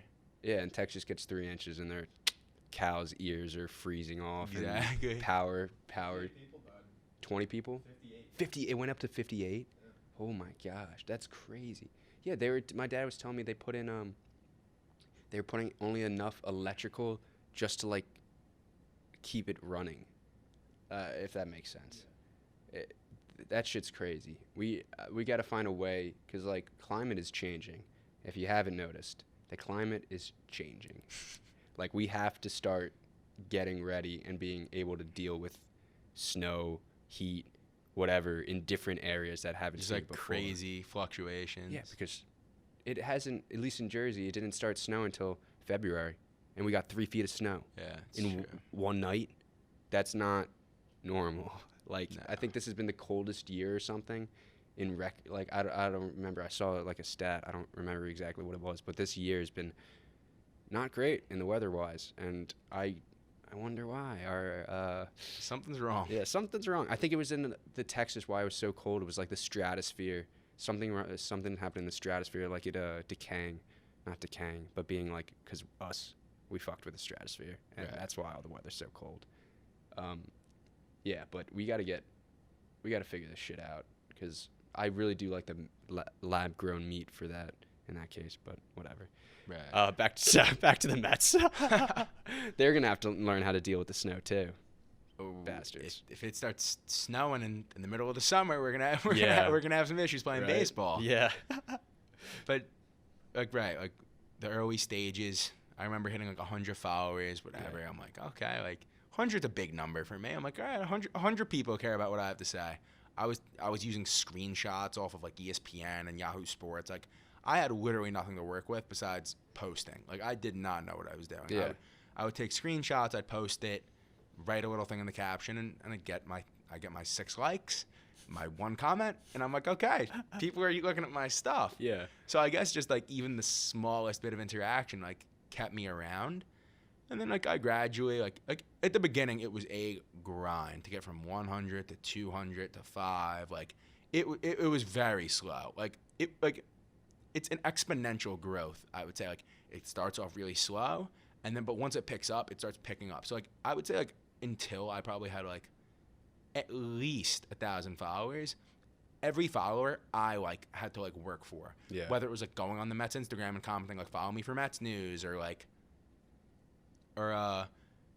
making posts like saying like I provide this, like come look at this. Like there was no like followers just didn't come to my page. Yeah. Like I had to go out and get them, and then they'd come to my page. I would say once I hit the 1,000 mark, it really started becoming more like where followers just like started finding me. Mm-hmm. Where like I would end up on like a For You page, or like someone would repost my stuff, and then like that just led to like growth. And like I mentioned this before, like it was 2015, the year we made the World Series, was when like things really started changing for like the growth of my page, because the Mets were playing important baseball, and I'm sure there was just a lot of Met fans looking for a place to like get content about the Mets. So like I just like it just was like coming on heavy during the World Series run. I was like, okay, this is great. Like my team is good, the page is popping off, I'm getting great engagement, really cool. And that was when like I started reaching like, and it was like starting to get into 2,000, 3, like 5,000 was a huge one for me. And then I'd say like the big like, and then one day like you'll like this. I'm like laying in bed. It's one random night, and I get like a comment on one of my posts, and it's like, "Hey man, do you know Jerry Seinfeld follows you?" What? And I'm like, all right. Why is this jackass messing with me? Yeah. Like I know Jerry Seinfeld doesn't follow me. I know if Jerry Seinfeld followed my account. So I go into my followers, Jerry, and there he is, just sitting in my followers. And I'm just like, you got to be kidding me. He was following me for months at that point. I guess I missed it. Yeah. I guess then like back when Instagram would like give it like a little notification in your feed for every single like. Yeah. Now it's like it'll say like this many liked your post. Mm-hmm. I guess I just got lost in the mix of things, and I never saw it. So like, and then it was crazy because I posted a picture and he commented on it. And I was like, okay, like Jerry Seinfeld looks at my stuff. Yeah. Like that was cool for me. That's so cool. That was awesome. And then when I ended in 2018, right before I came here, I was like, I looked at it where I was like, I'm moving on into college. And if we're being brutally honest, I lost not the love for the Mets, I lost the love for the page. Mm-hmm. Because one thing I took real pride in is once I like started becoming like a little more comfortable with making my own stuff, like, you know, Pic Collage, the app on your phone? Mm-hmm. No joke, I spent 3 years making my content on Pic Collage. Like, dragging in really small headshots of people and, like, typing in game info from the lineup, the starting pitchers, the stats, game time, weather, stadium, like, TV. Like, I would have to get all this information and manually input it into my phone format. Like, and it was just so much work. Yeah. And I loved it. And I did it for 3 years strong doing it. For every game, for every signing, for every roster move, I was in, and it was a lot. But when you get to the point where you're not looking forward to making the graphics of the posts anymore, you're done. Yeah. You're done. You got to love what you do. If I'm not looking forward to writing up this post-game recap, then I have no business doing this. I dragged it out until I was ready to go to Syracuse because I wrote my college essay on this account. Like, that was like my main... That was my number one thing on my activity list for my Common App. Like, my huge selling point on me was I had this extracurricular that has 15,000 followers that I used for 4 years, that I started when I was young, that I was passionate about, and I did great things with it. I followed through a World Series run. I had Jerry Seinfeld follow me. a bunch of engagement from players, major league and minor leagues. Like that was a lot for me for like my like personal like resume, I guess you could say. Like that was huge for me. So I stopped it when I got to Syracuse. I'm like, okay, like I don't need this anymore to like go on. It's 3 years later, and I'm like, I'm sitting at home. Again, just like the idea came to me when I was just like randomly sitting, when I was randomly shooting a basketball, and it just came to me. Similarly to that, I'm like laying in bed, and I'm like, I want to do it again. The urge came back again. I've been following the Mets every single day. That never changed. But I was like, I want the page back. Like I want that engagement. I want the like, I want to get into like a heated discussion in the comments with someone about our opinions. Like I want to be getting DMs from people like asking me for like my thoughts on things. I want like, and now Instagram has like done so much cool stuff since the account, like making fan engagement way easier. Like, now like I could do live streams, I could do Q&As, I could do polls, stories. Like now Instagram made it so easy for me to like interact with my followers because that's what it is for me. Yeah. I want like, of course I want people to see my stuff, but I love like the engagement, the interaction, like almost like to the point where like I feel like they're looking at me as like a respected figure, and like that's really cool. Because sports, I'd say all sports more than anyone I think I know. Like honestly, it's kind of ridiculous. Like I feel like every single sport, I guess maybe not hockey, but every baseball, sport, football, basketball, baseball, are football, my, basketball, wheelhouse. I could talk forever about any team on any of those leagues, and it's crazy because you do know so much. Yeah, and like. We have debates in the house, and like, I'm sure I don't have debates. I'm sure I don't you've know heard anything me about. in discussions. It's crazy. You know so much, and I think that's so important because like not everyone is that well read on sports, and they do need to come to someone for that information. Like I know there's people that are looking for certain insights and things that just like other people just don't provide. Like for example, like the Mets official Instagram account, like they're the Mets Instagram, and they post occasionally, and it's really just pictures. Like there's no real content there. I'm giving like analysis and like opinions and like that, and like that's like what I love about doing it. Like so like I said, like it randomly came back to me, so I'm like, okay, I'm gonna start this up again. What do I want this to be this time? Do I want this to be like the pic collage Instagram account that 14-year-old Brandon ran, where he was like up until like 4 a.m. dragging little headshots into the right corner of his iPhone screen? No, I didn't want that anymore. Like that was too much on me, and I'm sure that wear and tear is what led me to being like, okay, like I don't think I want to do it anymore. I wanted something more professional, one, and I wanted something that could help me in the future for my field. Yeah. So I'm thinking, okay, how do I make that happen? Number one, I'm probably gonna need someone really good with graphic design. That's not me. That was like one of my goals. I'm like, I need to find someone that can do really good graphics for me, that could be there for me, consistent, and I'll call it a part of my team. Absolutely. Like a part of what I'm doing. And two is I need an element of this that I could put on a resume and be like, this is like a sample of like what you're getting from me. And then it hit me, I'm like, a podcast. Like we talked about it, like podcasts are common and they're on the rise. And like I was listening to a Met podcast at the time, and I'm like, I could freaking do this. I know I could talk with anyone. Like, I'll go back and forth with anyone about the Mets. So I'm like, okay, this is what I'm gonna do. Then it was like, okay, how do I actually make this happen? Like I wasn't just gonna wake up the next morning with a graphic designer and a podcast logo and podcasting equipment. Like it just wasn't gonna happen. So I'd say for like a couple weeks after that, like I really didn't make any like big progress on like moving forward with this. And then I was on the phone with my friend Michael Cole from my hometown.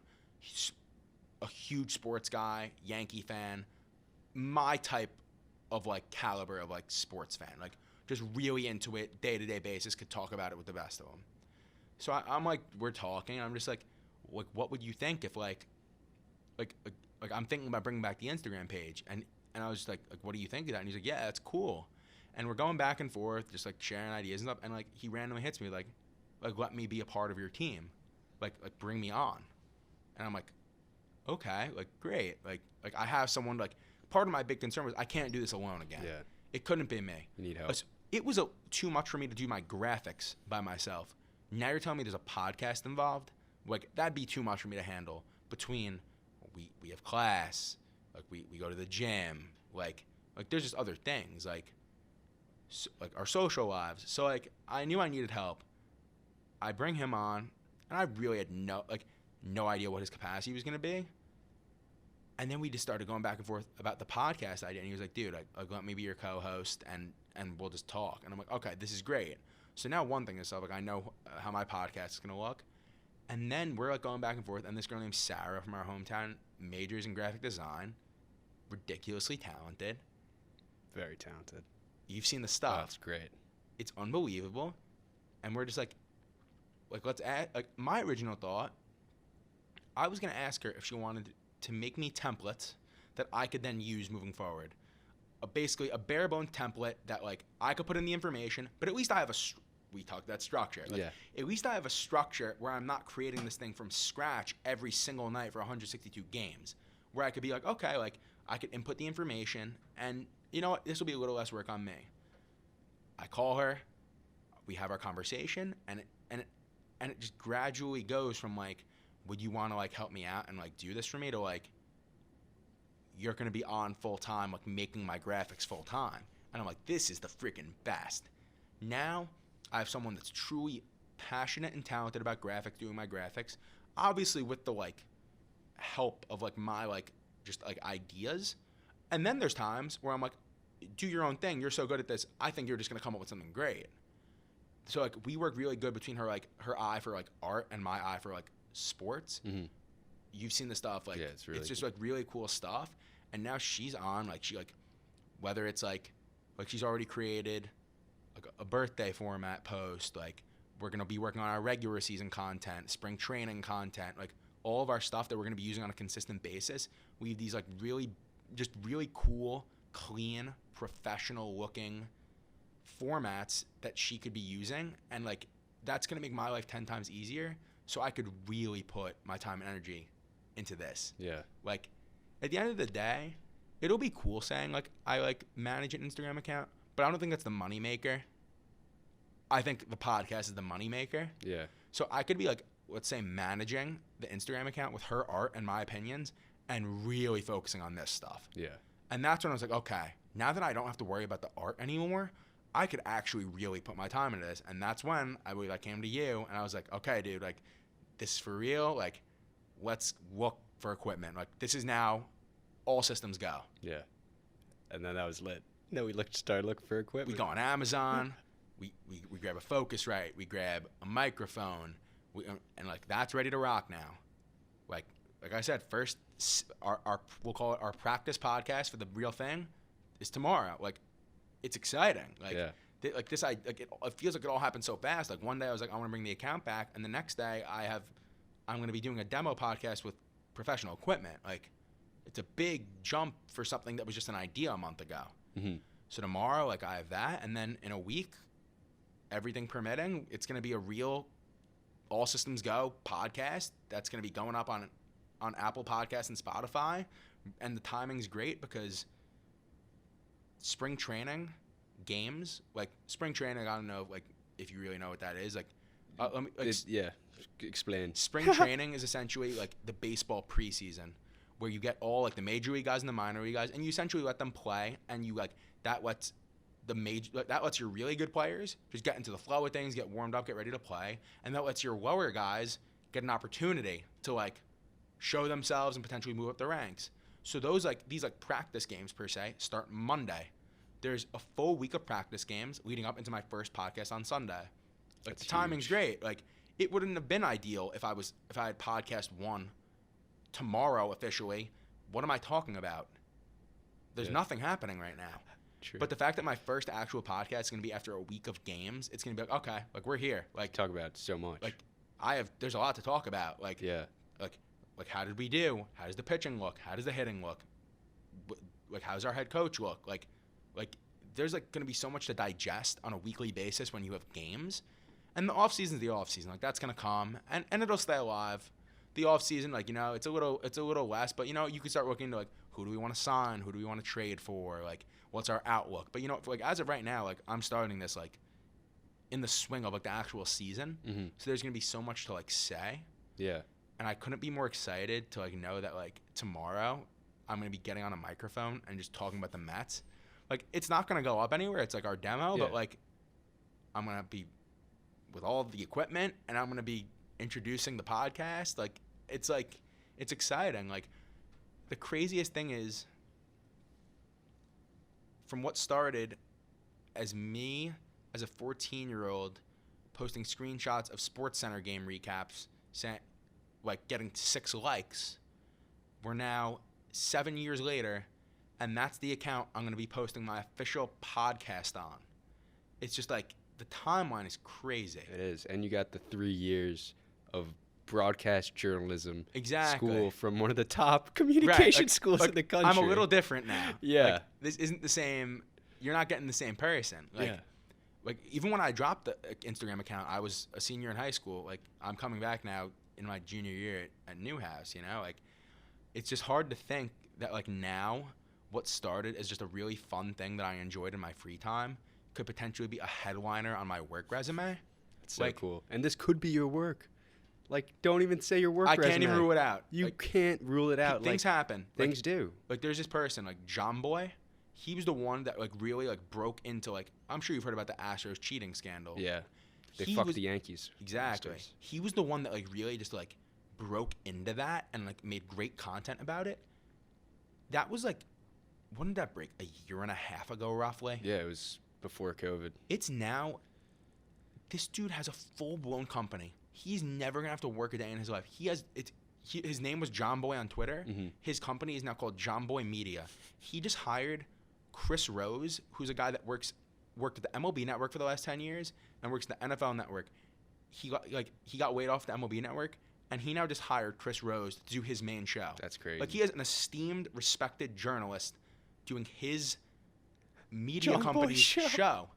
Like this random dude named John Boy Yeah.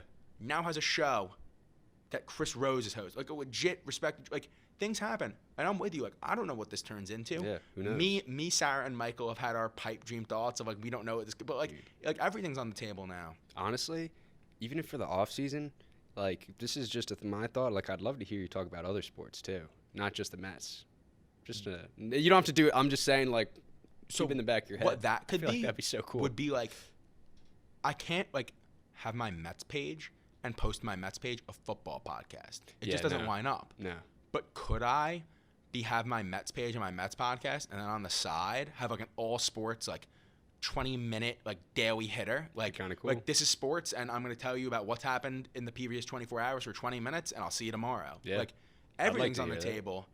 Like, That'd be kind of cool. You don't have to. I'm like, no, it's always like, cool to I'm think totally, about. It. Like, and I'm sure as time goes on, I get more comfortable with the equipment and Yeah. the software and just putting together my show. Like your show is like this is the show. It's Yeah. us having a conversation. My show's gonna be a little more structured. Like, there's gonna be talking points. There's gonna be a little bit of research involved. So, like, once all this stuff becomes a little more smoother, Yeah. I would not be opposed to taking on another thing where maybe this is my personal endeavor, a solo 20-minute hitter on, like, all right, this is sports. That's a great idea, and that could be totally something that comes on in the future. This is sports. Is that a show? That should be your title. This is sports. That's lit. This is sports. This is sports. That's sick. I'm gonna But- put that in my notes. Yeah, that's sick. I like that name. Trademarked, copyrighted. But I think that's so great. But, like, you're so right. Like, even going back to the lifts analogy, like, you're not going to start off with 100 pounds Exactly. benching. You have to work your way up. You took the steps. Like, most people, that's where we see, like, people just see the last thing they did. They see the results, and they're like, why can't I do that? So, like, well, Tom Brady, for example, like, he wasn't a starting quarterback in college. Didn't he walk on, Tom Brady, to Michigan? No? Oh, well, I don't know. He had a grind, is what I'm trying to say. I put it on the Instagram if you want to check it out. He had a speech, and he talks all about it. But, yeah, he grinded to get where he is, and now he has a bunch of freaking rings. And, like, some people could just be like, oh, why didn't I get that? Like, I could throw a football. Like, well, did you put the hours in? Like, people don't know. You stayed up till 3 a.m., 4 a.m., photoshopping with clip art. Like, It was miserable. It was truly the worst. Yeah, but like, you grinded. No, yeah. Like, I did the work to allow myself the opportunity to come back to this page with still double-digit 1,000 followers. Yeah. I had 15K at my peak. I made a post literally saying I'm never posting again. So I lost 4,000. Like, I understand how this works. But it was the work that I put in as a 15-year-old Yeah. that is now allowing me as a 21-year-old to come back and turn this into something. who knows? Like, if I, like, let's say, like, I never did this, would I have been as inclined to do this stuff if I had to start from scratch with zero following? I can't guarantee that, like, I would have been as motivated to do this if I didn't know I already had something working. But the fact that from ages 14 to 18, I established something that gave me, like, we'll use the word again, the foundation to do what I'm doing now, that allowed me now as a 21-year-old that is really in the middle, like, I'm in the middle of, like, college, and, like, it just hit me, like, now, like, I have the base to move forward with this podcast and the account. Like, it's just crazy. Like, you really do, like, lay the groundwork earlier than you think. Like, like, if you told me, like, earlier on, 7 years ago when I was doing this, like, hey, man, like, in 7 years, you're going to be using this exact same account, but it's going to be your professional podcast that is going to be, like, your staple signature thing for your career. Like, I wouldn't have believed myself. Yeah. It's I think that's so cool how it's just, we don't know where our path leads. So, like, things we think are so minuscule or shitty, or, like, why did this happen? It's like, like, your page, you didn't know what it was going to become, but, like, but at the end of life, we could look back and be like, oh, that's what led to that. Like, you could start connecting the dots. I mean, the like, dots oh are my already gosh. coming into form. Yeah. I'm real. Like, I was a good high school student. I didn't have the best grades. Newhouse is a very high requirement journalism school to get into. I would not put it past to say that that might be the reason why I got into Newhouse, having this extracurricular. So now you're telling me that this Instagram page got me into Newhouse, essentially. I think that's fair to say that is a major reason. I had this great extracurricular that showed my passion. So this page gets me into my dream journalism school. The journalism school gives me the tools in order to be able to do something like the podcast. The podcast goes on to become something, and that helps me get, let's say, like if this doesn't become this, like that gets me a job, and then that leads to this, and, like, the chain, it's already connected. It's so cool. Like, there's already a pathway of, like, events that that stem from me making posts to 8 people as, like, a 7th grader. All start somewhere. It's crazy. And even, like, because for me to get to Syracuse, like, I got rejected from so many schools.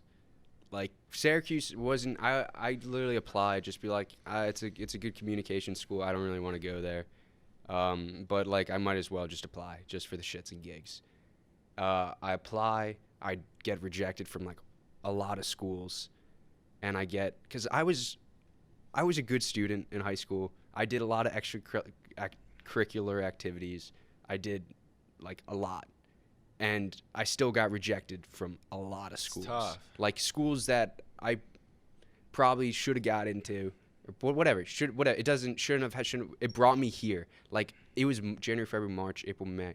It was, like, a day before or 2 days before I had to, like, submit where I wanted to go to school. I still had no clue. I was deciding between here and Providence and Elon, but I knew I didn't really want to go to Elon. It was too far. I like being close to home. Of course. So it was here or Providence. And Providence didn't have a communication school. So I'm like, fuck. I have one choice. And I came because I loved high school. I'm like, I don't want to go. Like, this sucks. But it brought me here, freshman year, whatever, it went happened. But, like, it brought me to so many people, so many cool people. Like, it introduced me to so much. It helped me grow so much. And at the time, you told me then, you're like, hey, buddy, you're going to Syracuse, and you're actually going to have a lot of fun. You're going to meet so many cool people. You're going to be doing a fucking podcast. Look at this. Like, this doesn't happen with without Mintz. Things happening. Without me coming. It's the butterfly effect. We don't know why things happen until years, decades, fucking till the end of our lives. We don't know why things happen when they happen. But it's so beautiful how things turn out like this. Like, I'm so lucky to be sitting with Brandon Mintz, Oh my like God. Clemens at my side. Like, I couldn't ask for something better than this. Like, you met someone that's, like, here by your side throughout this process with Clemens. Yeah, Like, I'm so... like I'm, like, beyond thrilled to be here. Like, Yeah. have a great conversation, like, talking about just everything, really. But, like you said, like, you don't know the people that come into it. Like, Clemens is obviously, like, committed to this, and, like, that's, like, a huge thing for like, So both of you. nice. And, like, obviously, like, me and, like, a bunch of other people are very interested and invested in this. Like, that's why, like, I'm here. Like, I want this is awesome for so like nice. everyone involved. It's so great because like the reason he's here, he reached out. Like I think it was, I don't know, the first or second, or I think it might have still been in brainstorming. It might have been in brainstorming. I think I was literally just texting like in a group chat, like, oh, I'm starting a podcast, and he reaches out. It was like Instagram DM. He was like, yo, I'm interested in this. Like, let's talk about it. And we got in the phone. Like, he was doing his internship stuff. So we got planned, got ready for when we came back to school. So I had to do the first 10 episodes by myself at home, which sucked. And like, I learned in that time, because like in my past, I would want to do everything by myself. Like, because like if you want it done right, do it yourself. Right. And it's hard to put trust in people. And like it's at least for me. Dude, same. Like part of the reason why I was so just like insistent on making all my graphics myself was like, okay, like if I'm doing it, I know it's gonna look like it might take hours and be painful, but like it's gonna look exactly how I wanted. Yeah. But in order for this to be sustainable, I knew I had to put my trust in someone else to help me out, and someone that I obviously believe in, and that's what I've done with Sarah and Michael. I never thought there'd be posts on my account where I legitimately have no say in like not no say, but Yeah. like I'm not the brain behind it. Like Yeah. it's someone else's vision. It's crazy, and it's happening, and I'm thrilled it's happening because like So I cool. couldn't have come up with half the ideas Yeah. that they come up with. But like it is like it's hard to put trust in the people, especially when it's your baby. Yeah. Like that account was my child. Like that was my thing. So like it wasn't easy to like bring people on board to like have to like consult with. Like at the end of the day, this was like for 4 years this was my show where like I only report to myself. Like but now like we're a team, and like there's give and take to that. Like they take my ideas when it comes to how things look, vice versa. And I'm excited because I know the podcast is gonna, like I'm really gonna get to like run that. Like it's really exciting. Yeah. And like you put the trust in Clemens. And Beast. when did you get on board? Like 2 weeks ago. 2 weeks, yeah, 'cause when we got back to campus. And like we're still trying to figure out like the best way it works together, because he's got so much shit. Like he works harder than like anyone I fucking know. Yeah. He works so hard.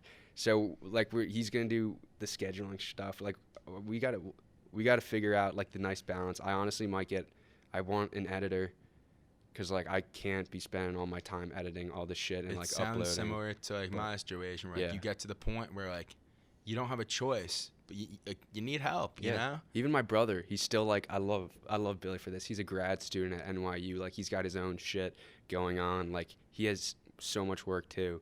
But like I was doing the website, and he's like, yo, I could, if you put the stuff in the drive, like I'll do the website for you. I'm like, thank you. Like that literally takes that website. I was trying to figure it, like my brain doesn't work like that. It's like huge, dude. just that alone takes such a weight off my shoulder, having someone, but like for you, how are you able to like shift from, because it is your baby. Like how can you make that shift to like open up and trust and let your baby give to other people? I think Like it part seems of it so hard. is the people that I've entrusted are people that I've known for a while, that I'm comfortable with having a say in how things go. Like I doubt I could have given it up to like, let's say there was this really talented graphic designer that I found through Instagram that I really wasn't comfortable with, like, or familiar with, let's say. Would I have been as open to sharing like creative power in a way with that person, whereas now I'm doing it with people that I've known and know have my best interests regardless? Like Yeah.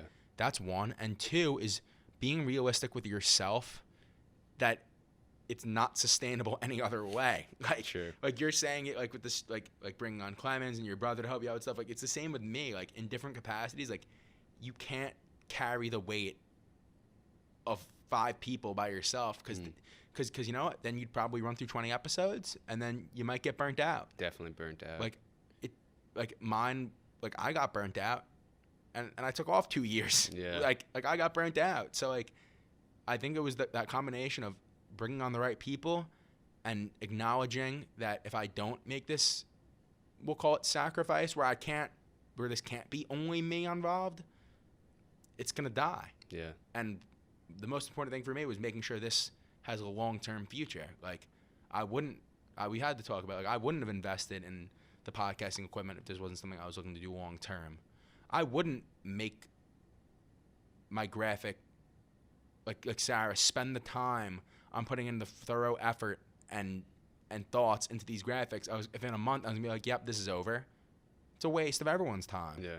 Time is the most important currency. So, you just got to make sure you're invested, and if you're truly invested in what you want to do, you got to make sacrifices. Yeah. I think that's what it's about. I think that's really cool because, like, we were talking about the price of this shit. Like, it's crazy. And, like, having Clement sit here for 2 hours a day, like, that's a lot of fucking time. Yeah. And we do it a lot. Like, and it's something I know even at the beginning things. Like, I like how you're saying you can't carry all the weight by yourself. Like, carrying, like, a door or a refrigerator.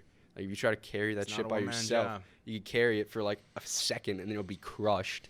But if you get 3 people, 4 people, 5 people. Makes it easy. Yeah, but if you show that you're willing to carry that fucking fridge by yourself, I feel like it inspires other. Like, people saw your passion for that, and they're like, hey, I'm passionate about graphic design. Let me help you. Let me give you my talents to help you carry that fridge. And then you could carry it because, like, if you're just like, hey, help me carry this fridge, like, oh, no one's helping me. And you just walk away. But if you're actually getting your feet dirty, trying to put that shit on your shoulders, grinding for till 3 a.m., putting in the work, like, it shows people, like, you're not fucking around. And Like, I come think be a that's part of this. Yeah, because that's the only way stuff works. Everyone has to be grinding. Everyone, if one cog, like, you can't, we were talking about cogs yesterday. Like, the cogs clog the machine. You can't have a cog if one, okay, I'm going to say gears. If gears on a clock, one gear's not turning, the entire clock doesn't work. Everyone needs to be on the same page. Everyone needs to be turning. Everyone needs to be doing what they're doing. And that's where the trust comes in, because you trust your people. You trust that they're going to be doing their thing so you can do your thing. But right when one gear stops, it disrupts the entire machine. Everyone's got to pull their weight.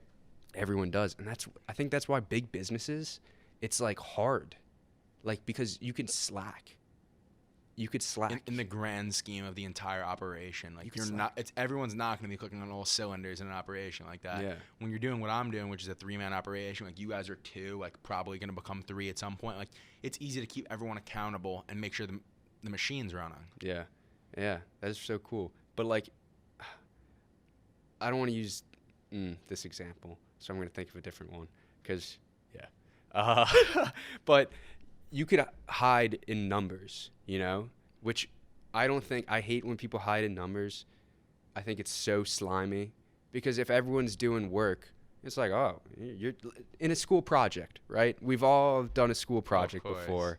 There's 3 people, 2 people are grinding their asses off, and the third person's just, like, kicking the feet up on the desk, being like, sweet, free A. So it's 2 people putting in 120%, where it could have been 3 people putting in 100. And, like, have you ever seen Catch Me If You Can with Leonardo DiCaprio? Nah. Oh, it's such a good movie, right? Like, but the dad, in the first scene of the movie, is talking about there's two rats in a bucket of cream. One mouse gives up and dies, and the other mouse struggles until it churns it to butter. But, like, imagine that second mouse that worked so fucking hard to churn that cream to butter. He put 200% in. Imagine if both rats worked. It would have been so much easier to turn that cream to butter. Yeah. 1,000 times easier. And these people that slack and go cut through the cracks, you put more weight on other people's shoulders. But if everyone does their part, everything's easier for everyone.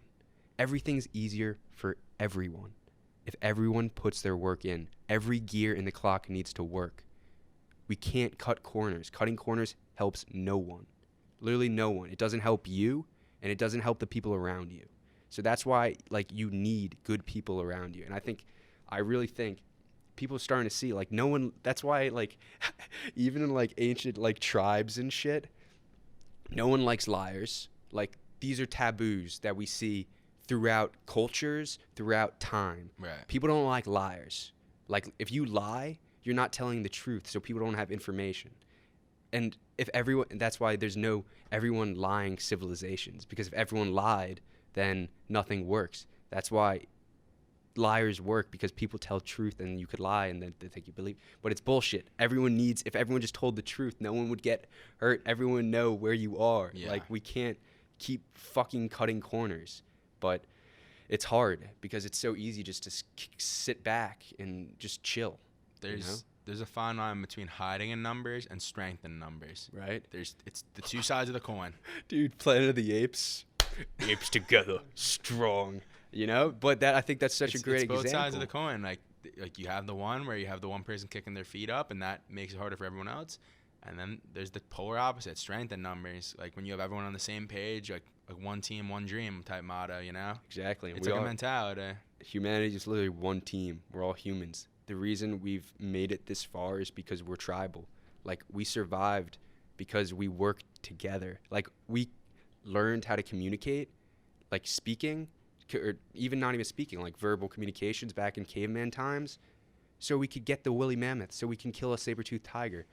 We can kill buffaloes, because if you try to kill a buffalo by yourself, you're going to get ransacked. You're going to get destroyed. Right. But if you can communicate with another person, say, hey, you go over there, you make it come this direction, and us five will come over here and stab its eyes out. You know, like, you can get that buffalo down. Yeah. But if you try to do that by yourself, you can't. And that's how we survived, by communicating. And, like, we think now, we're people like, oh, we could do it ourselves. Like, I could do everything ourselves. No, you can't. We all have different talents. We all have different passions, different interests. We have to work with each other so we could survive. We're not going to survive by ourselves. I don't care if it's a person, a company, a country, the world. Like, we have to work together. Yeah. We're all in this together. Like, Russia has information that U.S. doesn't have. China has shit we don't have. Like, we need to work together. And I know it's so difficult because when you have different people, different passions, different interests, different. Yeah. It's the same. It's the like same everyone's thing. not on the same Yeah. page. But, like, you have to have something that is unifying. We are people. We love each other. Like, we want peace. Like, we have to be on the same page. And, like, we see it in preschools. They teach us this from when we're kids. Like, you have to share. Like, sharing is caring. Oh, of like, course. they try to teach us all this good things when we're kids. But I don't know. I really hope in our world, at a certain point, probably won't be in our lifetime. I'm going to say, I don't want to say definitely. There's always a chance. But I really don't think in our lifetime we're going to be unified as a people. But we have to take steps. Not looking good right now. We have to take steps to get there. You know, rage, rage, rage against the darkness. We have to rage when there's no light. Be the one to light the way. Like, we got to keep being that lighthouse. And, yeah, we just got to grind. Do you think we're ever going to be unified as a world? As a world, I mean, like, there's enough division and just, like, hate in, like, our country alone right now. Yeah, it's like crazy. Like right now, it wouldn't be outlandish to say it's at an all-time high. Like, just the divisive nature of, like, America. I mean, you're really pushing it when you're talking about, like, the world, you know? Yeah. Like, there's just so many there's just, like, elements that go into it. Like, it almost feel crazy to say yes in our lifetime. Like, Yeah. I don't know. Like what evidence is there to prove that that's possible right now? Yeah, we can't even get along ourselves. Dude, even that, like, people are talking about right now to separate the country into two countries, which is ridiculous to me. Like, Are what you we serious? doing? Our democratic, we're not even a democracy, we're a democratic republic. I don't know if this is the best way. I'm not a poly major, but for me, like, I think the best law is the natural law. Like, the law of the universe, like being a good person, like, don't kill someone, like the natural law of things. And that's, our laws are set up to kind of, I don't know, match those, whatever, to keep order. But I think we have two parties. I think we need a third, whatever. But we have two parties right now, each with different perspectives. Okay, that's fine. Different perspectives. Everyone has different perspectives. Learn from each other. Point out each other's flaws. Not in a saying, you're wrong, fuck you, you're an idiot. But hey, you don't wash your face. I don't know. You shit in someone's bed. That's probably not cool. Stop doing that. And this is what we do in that. You have to, like, counteract and find balance in each other. You know, it's like the yin and yang. You know, they they go boop. No one wants to admit that their point of view is wrong. Yeah. It's like no one's gonna be like, yeah, you're right. What I believe in isn't the way to do things. Like there's like a pride element and just this like this will to not budge on just like your beliefs. Like because we think we're our ideas. We think we're this. We think we're our head. We're not. We're not our head. Our thoughts, our ego. That's not us. We are not our thoughts. They're just. I don't want to say our brains are a tool, but we could kind of think of them as that. Like we're not our thoughts. They're just, and that's, I think once you can give that up, like in The Power of Now, that's what they talk about. Like once you can give up the knowing, like you're not your thoughts, it's so much easier to be like, oh, you're right, I'm wrong. And like because it is, people don't like to be wrong because it's like, it feels like you're being attacked. No one wants to be wrong. Yeah. That's in any capacity of life, ever. Yeah. I hate being wrong. Hate being wrong. It's the worst. It is. But it's like being wrong, like I love, that's why I'm so happy with this show, because people teach me so much. Like, because I know I don't know everything. Of course. Like I'm I don't know shit. Like I don't know anything. You're opening yourself up Yeah. to learning different things and point of views, you know? Yeah. Like, and that's all you could do. And same with like sports and games. Like if you won every game, would you learn anything? You would think like you would only be exposed to like one way. Yeah. Whereas like it's in sports, like we talked about adapting, like you lose, you adjust, and you come up with something different. Like that's very similar to life. Like we should be making adjustments. We shouldn't be stuck in our ways, because like let's say a team goes out there and loses, and you come out there with the same exact game plan, you're probably gonna lose again. Definitely gonna lose Like, again. and it's gonna keep happening until you make an adjustment. Yeah. And for the better. And that's very similar to how we should be operating as a society. Yeah. Like be open to adjusting and going a little out of your comfort zone for the greater good. Facts. And that's literally what like Darwin's theory of like evolution is. It's like not the strongest survive, not the fastest, not the smartest, but the ones that could adapt. The ones that could adapt pass on their kids and repopulate. Not they have more kids because like they have the trait. I don't need to get into the evolutionary biology of it, but the ones that can adapt pass on. Those are the ones that survive. Not the strongest, not the smartest, the ones that can adapt. You know, adapt to change, because change, I say death and taxes, fuck death and taxes. Death and change. Not even death, just change. Change is the one thing in life that is inevitable. If you think you're consistent, like, if something, I keep seeing this meme on my Instagram page, and it's like, I forgot what the picture is, but it's like when your life's going well for 3 days, and it's just like a funny meme. It's like like the nervous, like It's Patrick. like, all right, like what? Like Yeah, something's like something's gonna gonna down. happen. Because if like your life's, my life's not consistent. No one's life's consistent. But change is inevitable, and we could think of it like an ocean. You could be crushed by the waves, or you could ride the waves. You could surf them because you know they're coming. It's just how you perceive them, and how you look at them, and how you deal with them. Because you can't control what happens in life. You can only control you, you know? I can't control if it's snowing outside. Like, I can't control I could probably control if I'm late to class, but. Nothing You know? we say or do is going to stop that Syracuse snow from coming down. Yeah, no. And we could be pissed about it. I could be pissed that it snows my entire life. Or I could be, hey, maybe I'll wear a jacket today.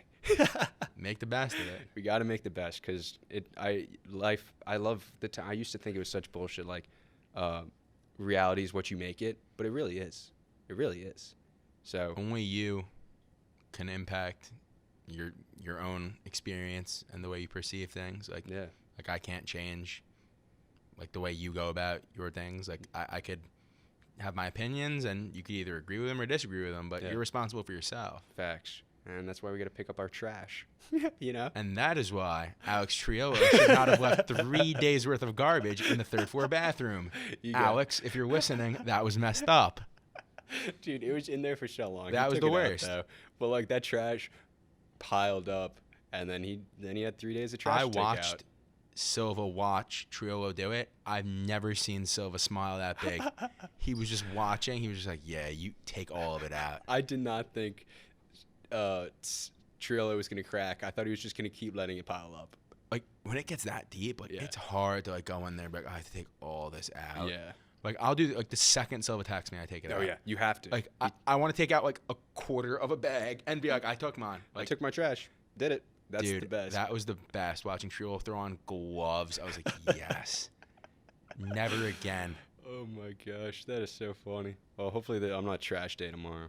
But, so where can people find your podcast and your page? So, my page is at Mets_updates on Instagram. Mm-hmm. Don't forget the underscore. There's a Mets updates, not me. Fuck them. Whoever you are, Mets no underscore updates. I want that handle. So reach out. We can make something work. But my Instagram page, it's going to be year-round, following all Mets news, pre-game, post-game recaps, off-season news. Everything you need as a Mets fan. You can find that on Instagram at Mets_updates. And then the podcast, which is going to be debuting in a week from this Sunday, is going to be on Apple Podcasts and Spotify. It's going to be called Mintz on Mets. And it's essentially, I appreciate that. It's just essentially going to be me and some of my buddies just talking about Mets baseball, everything going on. If something huge happens in baseball as a whole, I'm sure we could talk about that. But it's just going to be a general Met podcast, just shooting the shit about what's going on. And it's going to be fun. I'm really excited to get it going. And I hope with your help, with the things that you've already helped me with, and you continue to just guide me as I'm like getting used to this whole thing, like I'm looking forward to doing some good stuff. I think it's going to be a lot of fun. And because I think I'm going to put this up on Wednesday. So Sunday you're talking about is going to be February 28th, right? A week from tomorrow. So, correct. yeah, February 28th, and this is probably going to go up February 24th. So, people only have to wait 4 days so they can hear your stuff. For the debut of For the Mintz on Mets, debut. baby. Oh, my gosh, I'm so excited. Well, I'm so happy you came in, and we missed the snow, and life science, we got in. We don't record in, shit. We record in a non-disclosed location. Shout out to the science wing. Damn it. Well, thanks for coming on. And For sure. I'm so excited to see This what was you do. great. Yeah. I'm glad you gave me the chance just to talk about it and a bunch of other stuff. This was fun. Yeah, bye. All right. Well, thanks for coming. Of course. Peace, guys. See ya. That was fun. Damn it. Lifestyle.